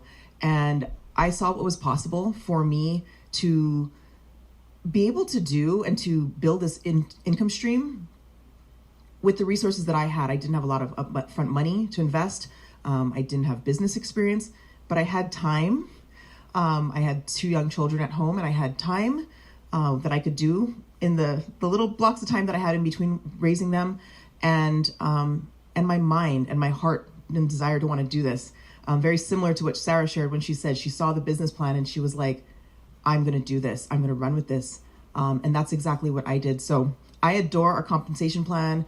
I love strategically building business partners. And so that's what I get to share with you guys about today. So my topic is creating a business plan for Diamond Plus. And on the other side of that plus, I want to add for Diamond and Founder. You guys heard Eric talk this morning about doTERRA being a legacy company. And I really want to encourage you to be thinking about the legacy that you're building with this company, right? We're in this for the long game, or I hope you are. I hope you chose in this morning when he talked about making that choice, because the founder opportunity, you guys, is very, very real. And again, I'm so excited to be able to share this with you guys on the day that both Leonani and Lavena are announced as brand new founders in this company. This opportunity to be able to become a founder in a billion-dollar company is a once in a lifetime. So we're going to talk about creating that Diamond Plus founder plan. When I think about this, when I heard the opportunity for founder, I want it for everybody on my team. I want it for every builder on my team. And I want you to stop and imagine if you had 6 frontline who are founders. Just stop and really think about what that would mean for you, for your future, for your legacy. And know that that's possible, but you have to make a plan for it. So I don't even care if you're not a diamond yet, but you need to have a Diamond Plus founder plan for every single person on your front line, right? You have to invest in their business. It's not simply a plan for how to get them to the rank that you need them to be for your rank. That is not enough. That will not get you there. That will not build your legacy. So have a Diamond Plus plan for every single one of your frontline. How are they going to get that? How are they going to get to Diamond? How are they going to obtain a founder spot? Do you see that for them? Do they see that for themselves? And so I want to talk a little bit about building people and building builders. I read a quote very early in my doTERRA business, and it was from Zig Ziglar. And a lot of you guys have probably heard this before, but it was, you don't build a business. You build people, and then people build the business. And I really took that to heart. I fell in love with building people. And, being a presidential diamond and that title that comes along with that, Susan touched on how, this confidence, and it does waver sometimes. And I've had times of questioning myself of like, why am I a presidential diamond? Like, really, why? I don't teach the best essential oil class. I'm completely terrified of speaking. Like right now, totally sweating, have my notes. Like everybody who knows me knows am so nervous to speak. So it's definitely not that I'm a great speaker. And I really looked at what is it? Why have I been able to create this incredible team and this incredible success? And what I've done is invest in people, invest really heavily in building people and building leaders. I love that. Like it is just something that really fuels me. I'm so passionate about helping people raise up to their highest potential, and to partnering with them and doing that and creating strategic partnerships. So that's what we're going to talk about today. And I do just want to touch on the fact that like with everything that's going on in the world right now, in a lot of people's businesses, right? Things are changing, things are shifting. And like somebody mentioned today, like I know a lot of people, peers at very high levels in the company who are really wavering and wondering, can I keep going forward? Can I rebuild? Because a lot of people are in a rebuilding phase. I am personally in a rebuilding phase and I'm excited about it. And I thought, what's different about this? Why am I excited about rebuilding instead of being terrified of it, or instead of dreading it or saying, I don't know if I can do that again? And the biggest difference is I know I can build another person. To me, rebuilding doesn't mean I have to go and find 100, 400, 1,000 new customers, new enrollments. It doesn't mean that I have to actually work a ton harder. It means I need to work smarter. It means I need to find a new partner who wants to partner with me and the skills that I have in being able to build this business and sees that opportunity and wants to learn how to build their own business. I don't build other people's businesses for them anymore. Been there, done that, as probably a lot of you have, and enabling people and doing it for them. It is not sustainable. You can do that, but like Eric talked about this morning, people who hit a rank one time, right? You get the title, but you don't get the paycheck. For me, this was always about providing for my family and creating a legacy for them, not about the title, not about the recognition, definitely not about being asked to speak in front of thousands of people. It was about providing for my family. And the way that I do that is by building solid teams. So let's talk about that. So launching new builders is really a skill set that every single network marketing professional needs to have, right? It's not enough to go and fish and enroll people and to place them under your team and to get you to that rank. If you haven't taught your leaders how to fish for themselves and how to actually teach that skill to other people, you're going to hit a wall. And when we're in challenging times like this, you're going to be the one who says, I don't know if I can do that again. So let's talk about how to do that. So when I'm looking for a CC, like we talked about on the panel, I'm looking for people who want to jump in my va'a or my boat. We call it va'a in Hawaiian. I'm looking for people who want to go where I'm going, but I'm not just looking for people who want to jump onto my boat and go where I'm going, who want to jump along for the ride. I'm looking for somebody who wants to build their own va'a and who wants to sail with me, but who wants me to teach them and to mentor them on how to do that, how to avoid the mistakes, how to do it faster, how to implement different strategies that I've learned, but who wants to build their own thing and build their own crew and who wants to go along with us. And so that's what we're doing with Founder. And that's why Malia is a founder. She's doing the same thing. She's building her own fleet, right, of ships, people who want to run and build their own boat and sail along with us, but who are doing it themselves. They're building their own businesses. And that's why they're able to move so fast. So it's all about finding the right partners. I hear so often that people are saying, I want to find builders. I need to find leaders. To go back to what Dana was talking about today, right? About who am I going to marry? Looking for a husband, looking for builders, right? We need to find partners. So there are a lot of people out there who are builders, who are leaders. Are they the right person to partner with you? Are they aligned with you? Do they appreciate and value the partnership with you? Right? It's very much like having a spouse, having a partner in this business. I have a really limited bandwidth of how many people I can actually partner with because I invest heavily in these relationships. So really finding a partner that you can help succeed, that you can align with and help them achieve their success. And so it's so important to build that trust with that person, that they know that you are going to be there for them and you are going to mentor them and support them through this journey. And for me, it's important to know that I can trust them, that they're using what I invest in them, both, money, but more so my time, right? We talked about that being the most valuable thing you have. That is the most valuable thing that I have that I can offer to somebody, my time and my experience with this business. And so I want to know that if I'm partnering with somebody, that they value that time that I'm giving to them, that when we have a mentor call and we set up this business plan and this strategic plan and decide what they're going to do, that they actually do it, that the next time we meet, they say, yep, I did those things. I'm ready for the next step. That is what the partnership with Malia was like. She's on my front line and we just had so much fun building together because she knew that I knew what I was talking about. And that I knew how to steer her in the correct direction. And I knew that whatever I told her and that she said she was going to do, she was going to actually do it. I didn't have to check up.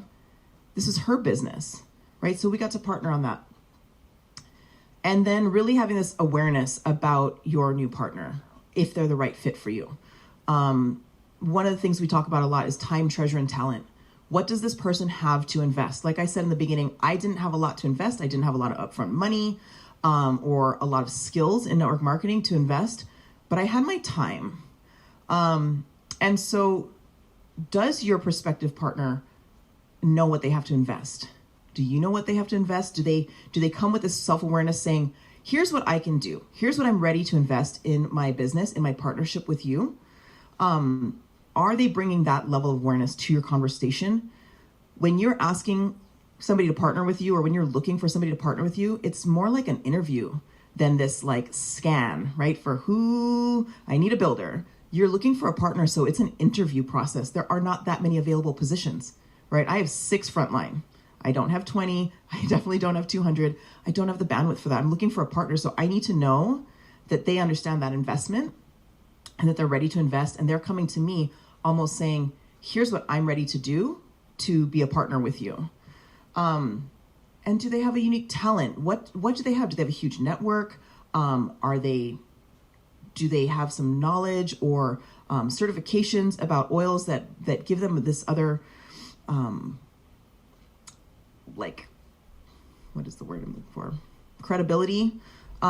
Everybody has something to offer. So figure out what that is, and really they should know what that is they're bringing to the table with you. And then goal setting, really getting a clear map, every single one of you. Again, this isn't talking about your Diamond Plus plan because you should have that, but really looking at your partners, okay? So making sure that you have a Diamond Plus plan for every single person that you're bringing on. Again, it doesn't matter if you are just starting to build. If you're giving somebody a frontline position for you, having a plan for how you're going to help them achieve Diamond, right? That's what I always said from the beginning is when I started to build, I was like, I can't wait for us to be diamonds and to go on these amazing trips together. Know that for them. Speak that into them. Not that they're going to be a silver for you to be diamond or that they're going to be a platinum for you to be presidential. How are you going to get them to diamond together? Not you building it for them, but how are you together going to partner and get them to diamond, to get them to founder, and having this clear plan with rank, power of 3, founder, month to month. What are the milestones that need to be hit along the way? Milestones can be moved, right? But they're little stepping stones along the way. Don't just set that goal of diamond and each month, if you don't hit it, going, oh, I'm not diamond yet. That's what I did. My only goal was diamond because that's what we thought we needed to retire my husband.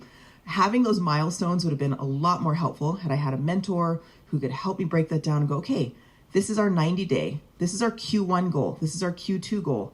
What does that look like in terms of enrollments? What does that look like in terms of how many people you need to get onto LRP? Break it down and don't just do this thing where people go, okay, I'm going to hit this rank in this month. Because that's when you have that situation where you hit a rank one time, right, and don't ever get back to it. This is a business. And again, this is a long-term business. So really create that clear map of what you're going to do. So business plans are living documents, right? This is something we come back to, we revisit. With Malia's run for founder, it was 6.5 months. In 6.5 months, she went from enrolling to founder and diamond. And initially, our plan was a 4-month plan, if I remember right. And obviously, it adjusted. But we always had a plan. We had a 4-month plan for her to hit founder and diamond, and it got extended. But we just came back to our same plan. We just adjusted it, right? We never went back into the GPS and said, okay, never mind, diamond and founder is not where we're going anymore. We didn't hit it in 4 months, so let's clear the GPS. No. We had some detours, but we always were heading in the same direction. It took us a little longer than we had initially planned. I don't think 6.5 months was too long to hit founder and diamond. It was incredible, right? But making those adjustments, so that self-awareness and being able to ask yourself, am I still on track? Am I not still on track? Why am I not still on track? What do I need to do to get back on track? But you need that plan. You need that roadmap to know where you're going. If you don't have that mapped out for not just for yourself, but for each of your qualifiers, you're not going to know where you're going. So if I can leave you with anything, invest in your builders, in your partners, and in their success. If you invest in their success and to help them reaching their goals, not just the rank goal that you need them to be to hit your rank, right? If you really truly invest in them and their goals and helping them get diamond and helping them get founder, you will get to where you need to go, right? You will be diamond and above. You will be a founder. So yeah, I just want to close with that. You guys, invest in your people, build the people, build the people, and the people will build the business. Thank you. Awesome. That was so great. Thank you. Thanks for coming all the way from Kauai. Thank you. Oh, I'm so glad you're here. That is so important, right? We've learned all these things and we've heard so many people speak about incredible ideas and vision, but you have to have a plan. And one of the things she said at the end that I think is so important to remember and has actually become very evident this last year is your plan. It's okay if it's in sand.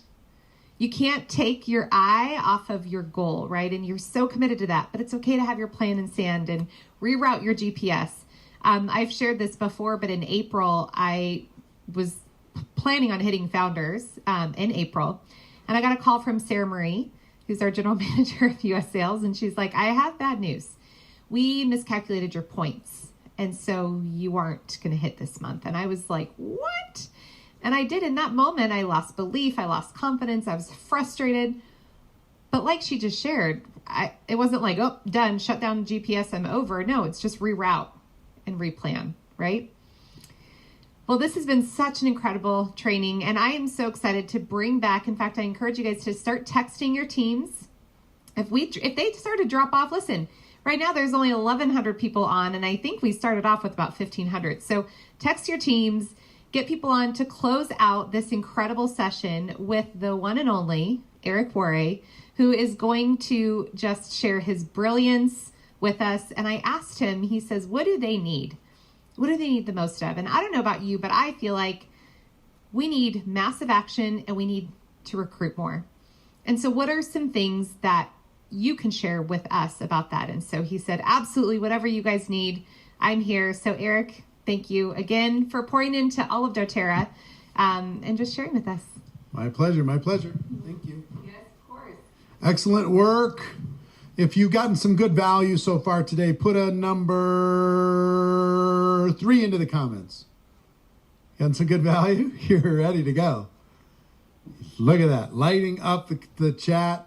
Congratulations to all of you for your commitment to your business, your commitment to growth.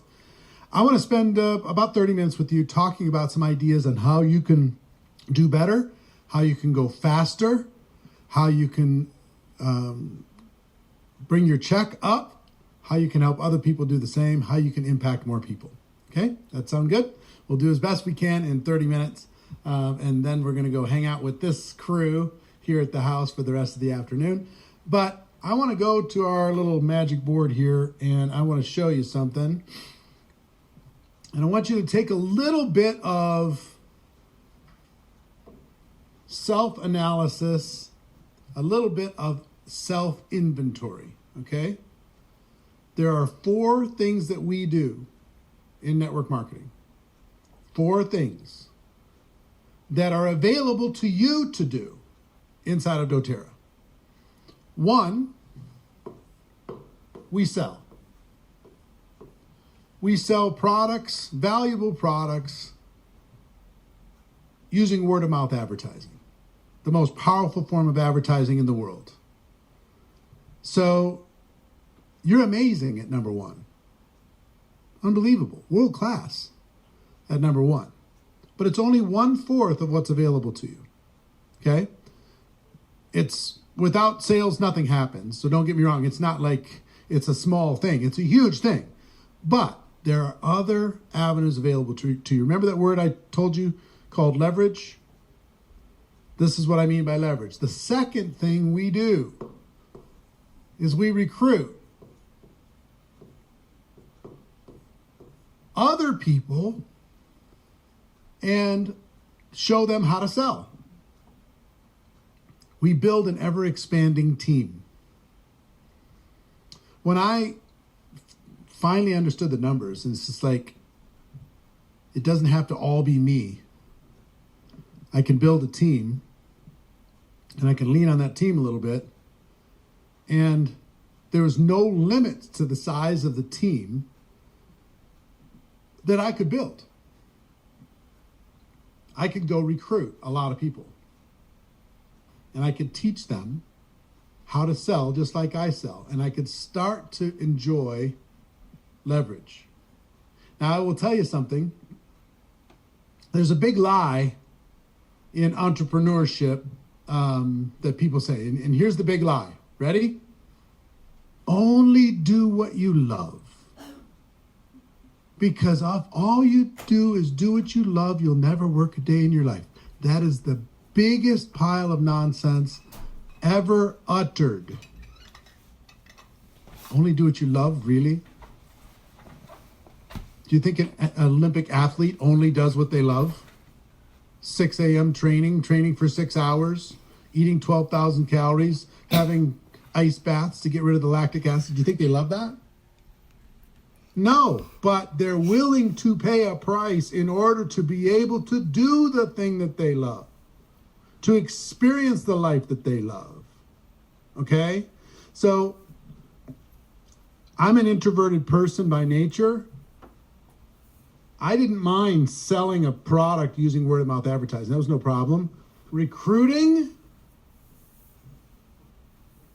here's a secret. It was one of my least favorite things. To go to a person that might be biased against what I do, focused on something else, and try to persuade them to take a look at what I have and maybe consider starting a new business. Going through all of those landmines was challenging for me emotionally.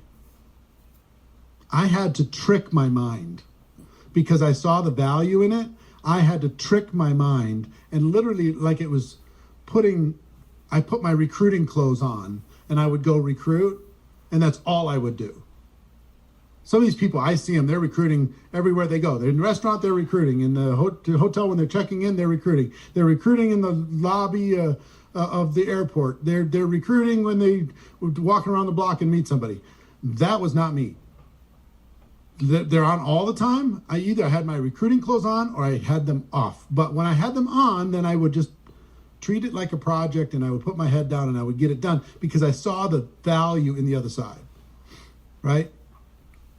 So, and I also know that some of you have a little bit of a complex when it comes to the money side of network marketing. Here's what I mean by that. You love the mission, you love the cause, but you hate kind of admitting that you profit by selling the product. If this is resonating with you at all, put a number 1 into the comments. If you're feeling like this at all, just a little bit, it's just like, ooh, it feels a little icky. Oh, I'm talking about a business. I'd rather talk about the cause and the mission. Ooh, yuck. Right? So I get it. I understand.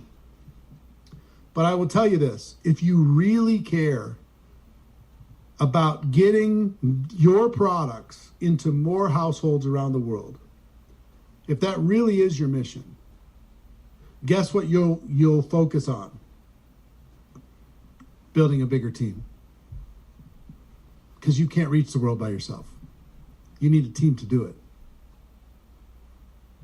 So like, okay, well, that's my mission. I want to reach more people. You can't do it by yourself. And guess what the money does? The money gives us all an excuse to hang out and grow together. It gives us a justification for the time that we're spending developing ourselves and helping other people develop. It gives us choices and options that aren't available to most people. And I will tell you, when it comes to money, this will sound strange. To some of you, it won't. But I grew up in an evangelical Christian home. And based upon that upbringing, there are some challenges around money mentally. Like, is it okay? It's hard for a rich person to get into heaven. Is it okay to make any money? And look at all the, what I need to do. Over here? Yeah. All right, yeah. He's telling me where to move. So, it took me a while to realize that money wasn't evil. It took me a while to realize that money creates options and choices, that money can serve a lot of needs, personal and to the world, to your community. It gives you the ability to do things that other people can't do and help people that can't help themselves. So it took me a while to get emotionally grounded on the fact that the business side of what we do is actually necessary for us to be able to achieve our mission. So selling is number 1, recruiting is number 2. Number 3,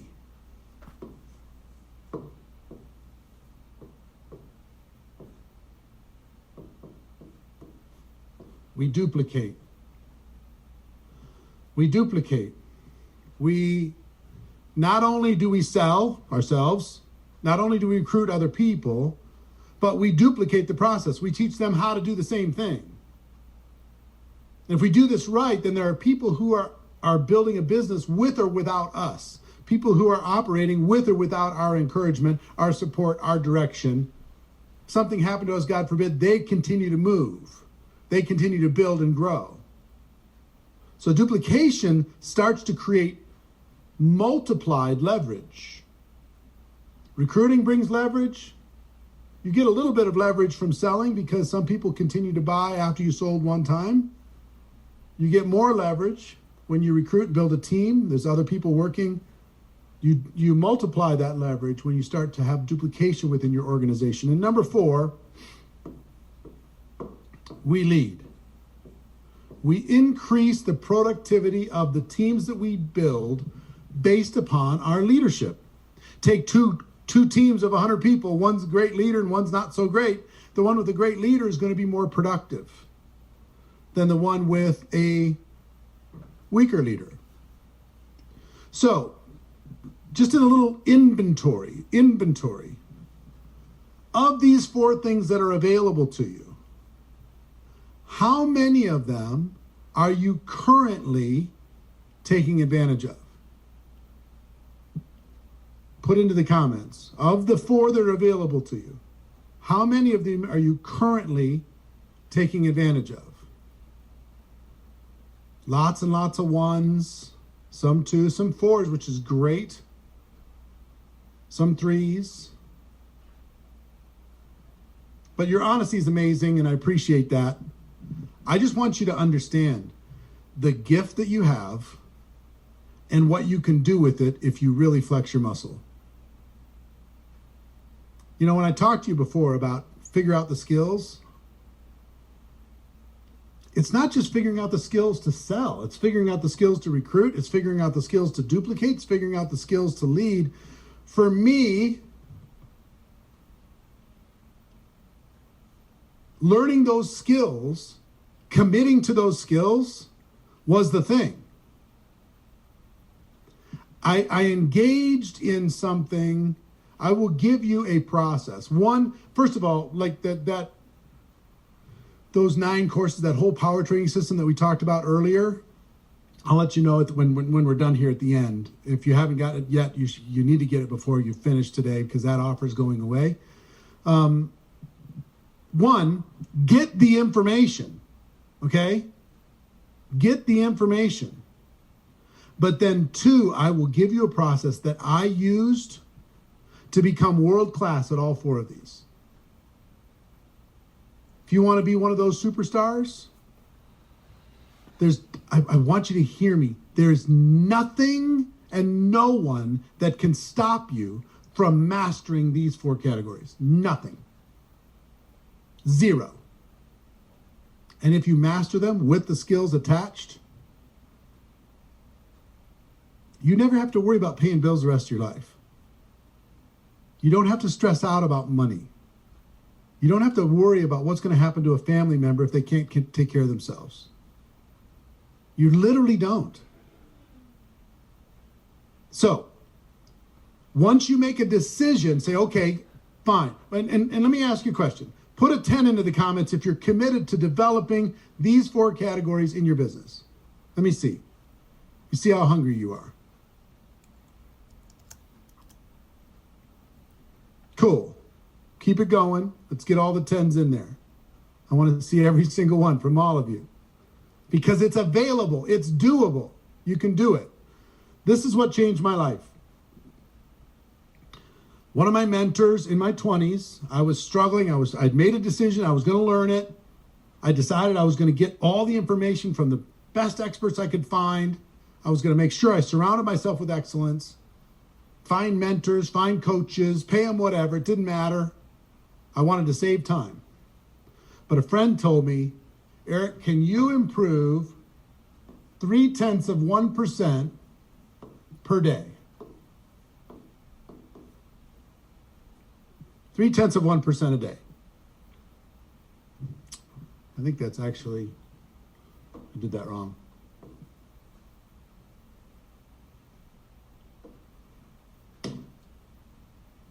Three-tenths of 1% a day.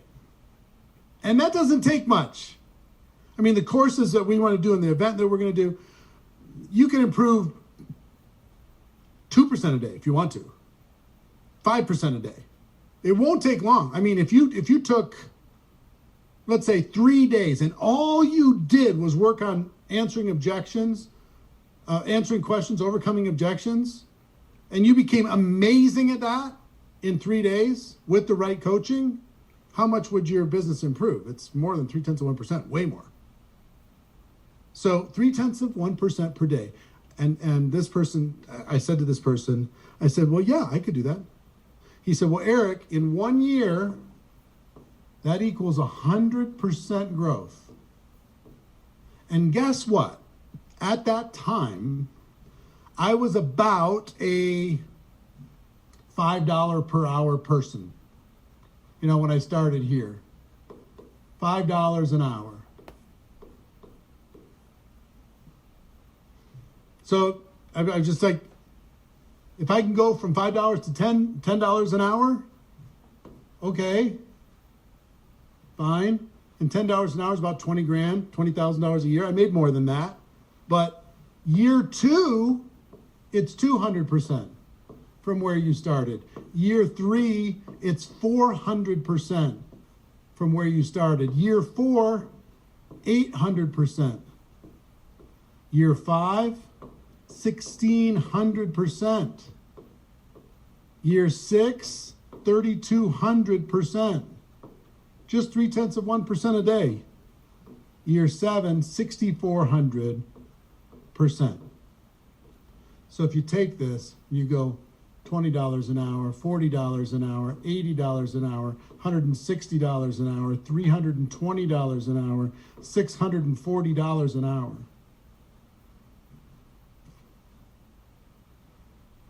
Can you make $640 an hour? Yep. You can. I really started here. And guess where I was after 7 years? In my 7th year, I made $980,000.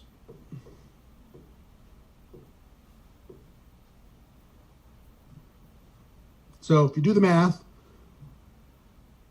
this is very close between the $640 an hour and $980,000. Now, what do I make an hour now is a stupid number. It would scare you if I told you. But I used a process of thinking about this and a process called plan, do, review. So this little thing is the secret to world class. It's a secret to mastery. It's a secret to excellence. It was a secret for me. It can be the secret for you if you use this simple little thing. Get the information, get the training, get the coaching, get the mentorship, and make a plan for anything. Let's just say you're struggling finding prospects. Okay. There's people who are world class at that, finding prospects. Can give you 50 different strategies. So you're going to make a plan on how to find amazing prospects. You're going to do the plan. And when you're done doing it, you're going to review and say, how did we do? What could I do better? What could I improve on? What worked? What didn't? And based upon that review, you're going to come back and make a better plan. You're going to make a better plan. And then you're going to do that. And then you're going to review again. And you come back and you make a better plan. Get a little coaching, get a little advice. Like, let's say you want to be a world-class dancer, right? And you have a coach. You want to be a dancer. Guess what the coach is going to say? Show me something. Because the coach can't review and help you improve until you do something. And then, do this different with your legs. Do this different with your arms. You got to do this different with your hips, whatever it is. But you got to do something so they can review it and give you some feedback. The doing is what creates a positive feedback loop. What I understood and what I learned over the course of this career is there are no good experiences and there are no bad experiences. There's only learning experiences. So that's where the do part comes in. It creates learning experiences if, when you're done doing anything, you review and say, I'm going to use that, I'm going to take this out, I'm going to add this, and I'm going to do it again. You want to give the best presentation to a prospect in doTERRA history.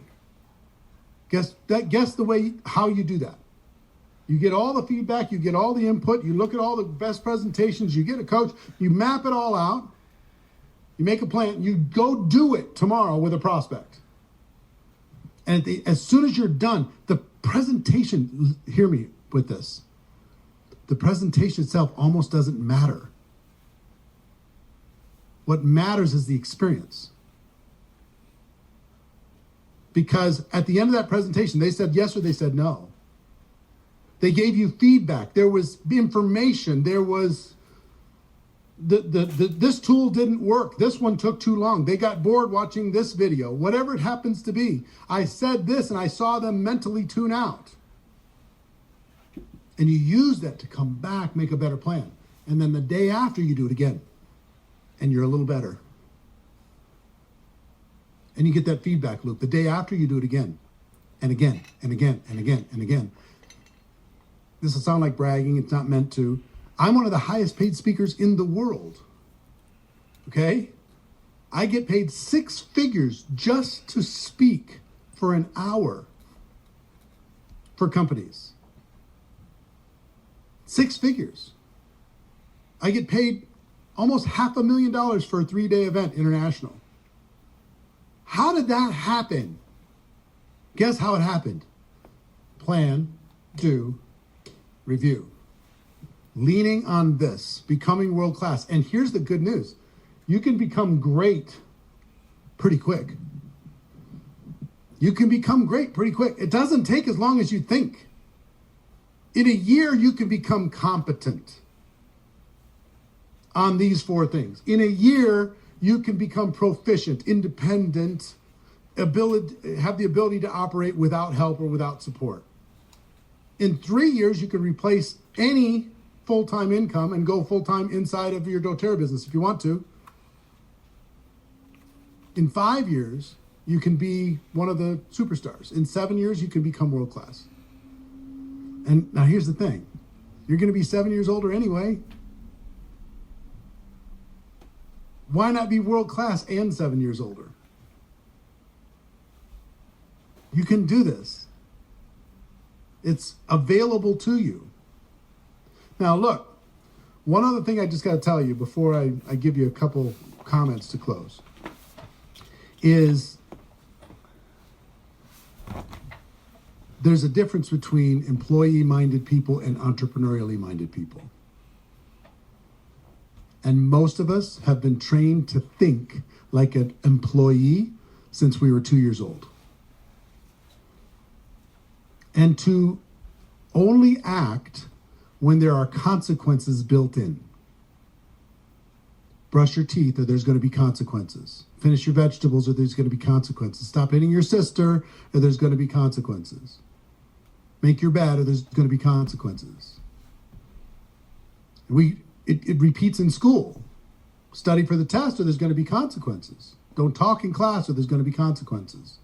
And we're slowly taught to live inside the box that other people want us to live and to follow directions that other people give us.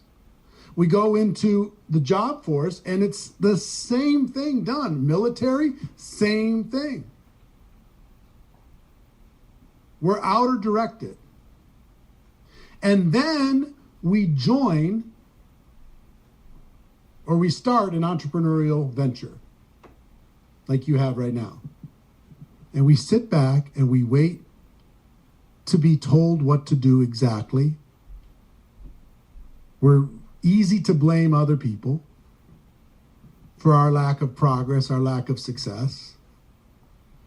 We don't take responsibility. We're impatient when it comes to time.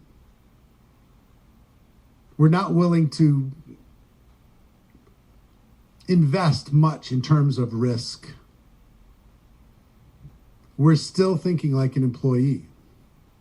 Our rights versus our responsibilities. If you want to go to the next level, guess what? You have to learn to think like entrepreneurs and they think different. Employee-minded people are outer directed. Entrepreneurially minded people are inner directed. Employee-minded people think about work as something to avoid or to get away from. Entrepreneurially minded people think about work as a gift, as creation, as growth, as legacy, as purpose, mission. You got to make a shift. And if you make the shift, you make the decision, you get the skills, you start working, you start applying plan, do, review, you start doing all these different things, and you step into all 4 pillars of what's available to you inside of network marketing instead of just 1 or 2. Once you do that and you're proficient at it, then you would literally have the ability to give people the gift of life.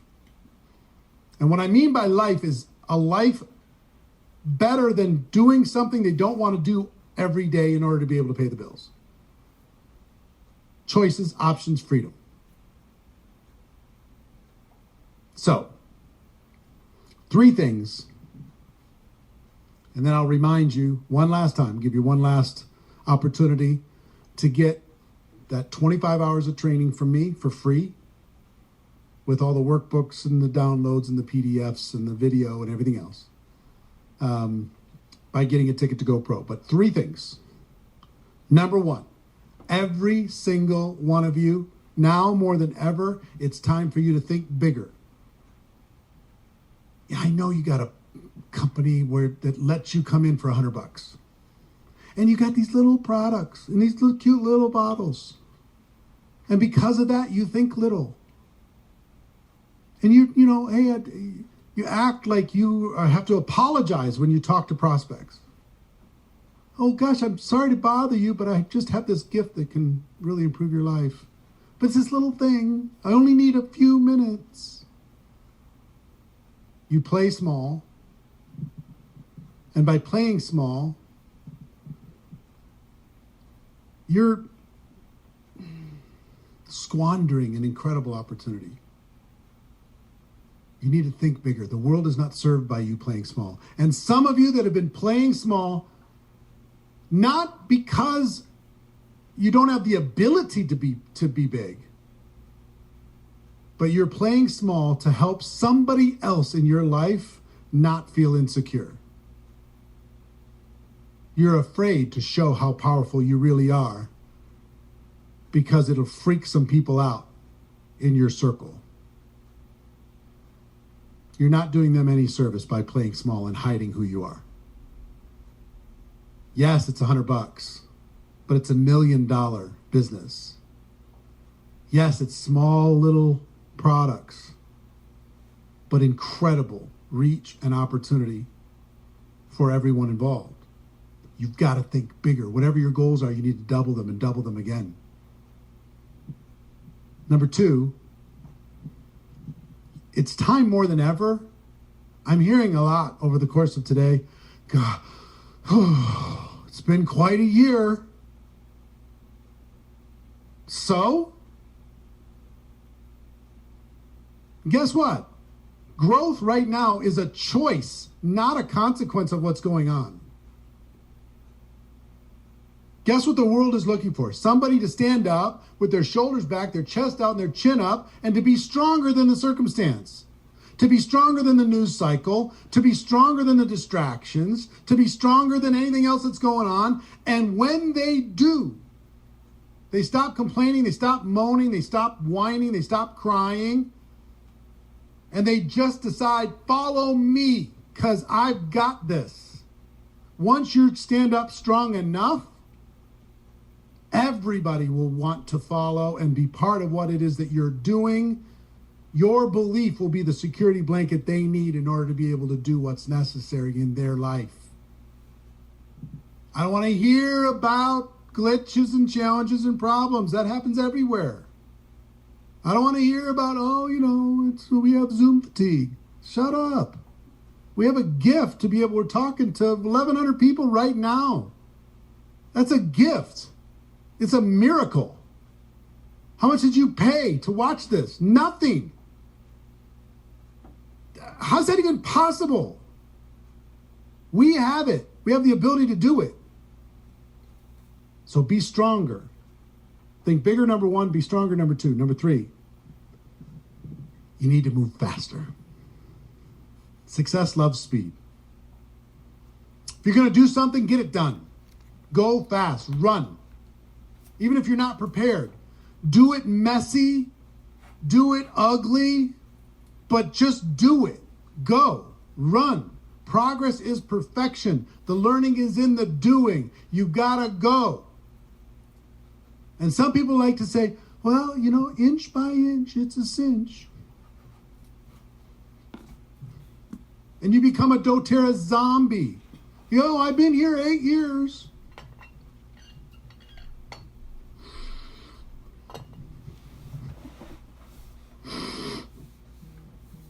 Right? The other lie in network marketing is you can't beat somebody that never quits. Yes, you can. Not quitting is not going to take you to the top. Okay, of course, if you quit, that's going to guarantee you fail. But you have to stay and get better. You have to stay and plan, do, review.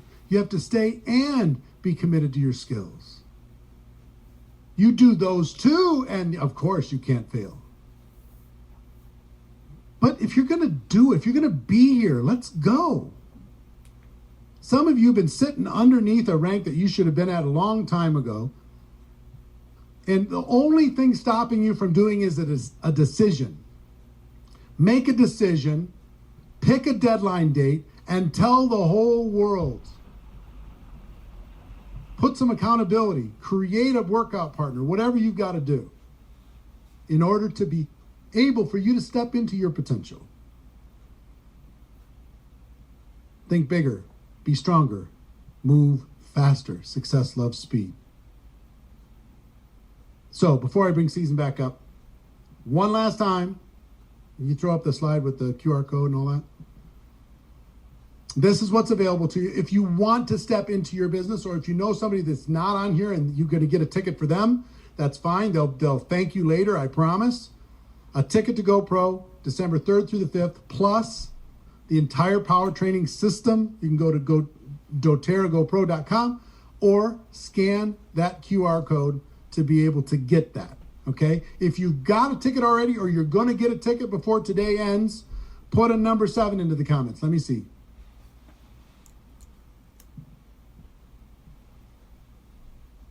Love it. Love it, love it. And really, truly, the value is far beyond what I sell these courses for individually. The value is what you do to turn this into a better plan, and you start the process of plan, do, review, plan, do, review, plan, do, review, plan, do, review. I've helped millions of people around the world to live a better life inside of network marketing. We can help you too for sure, okay? But you got to take a step. If you're wondering, I wonder. If some of you are saying, well, I'm not sure if my husband's going to be okay with this. We're talking about $200. Buy it, get through it, and then use the information so you never have to ask your spouse again. I say that in love. So, mad love to all of you. I'm a super fan of what you've built. I'm an even bigger fan of what you're going to build. It's amazing. It's spectacular. You should be proud of what it is now, but get a clear picture in your mind of where it's going to be in 10 years and how big of a piece of that growth you're going to be responsible for. So, Season, she's going to close it out. Mwah! See you later. Thank you, Eric. You guys, how amazing that he just invested in our company and he did it for free. And the reason is because he has been in this industry long enough where he believes in it so much that he's willing to commit an entire day to us and to our team.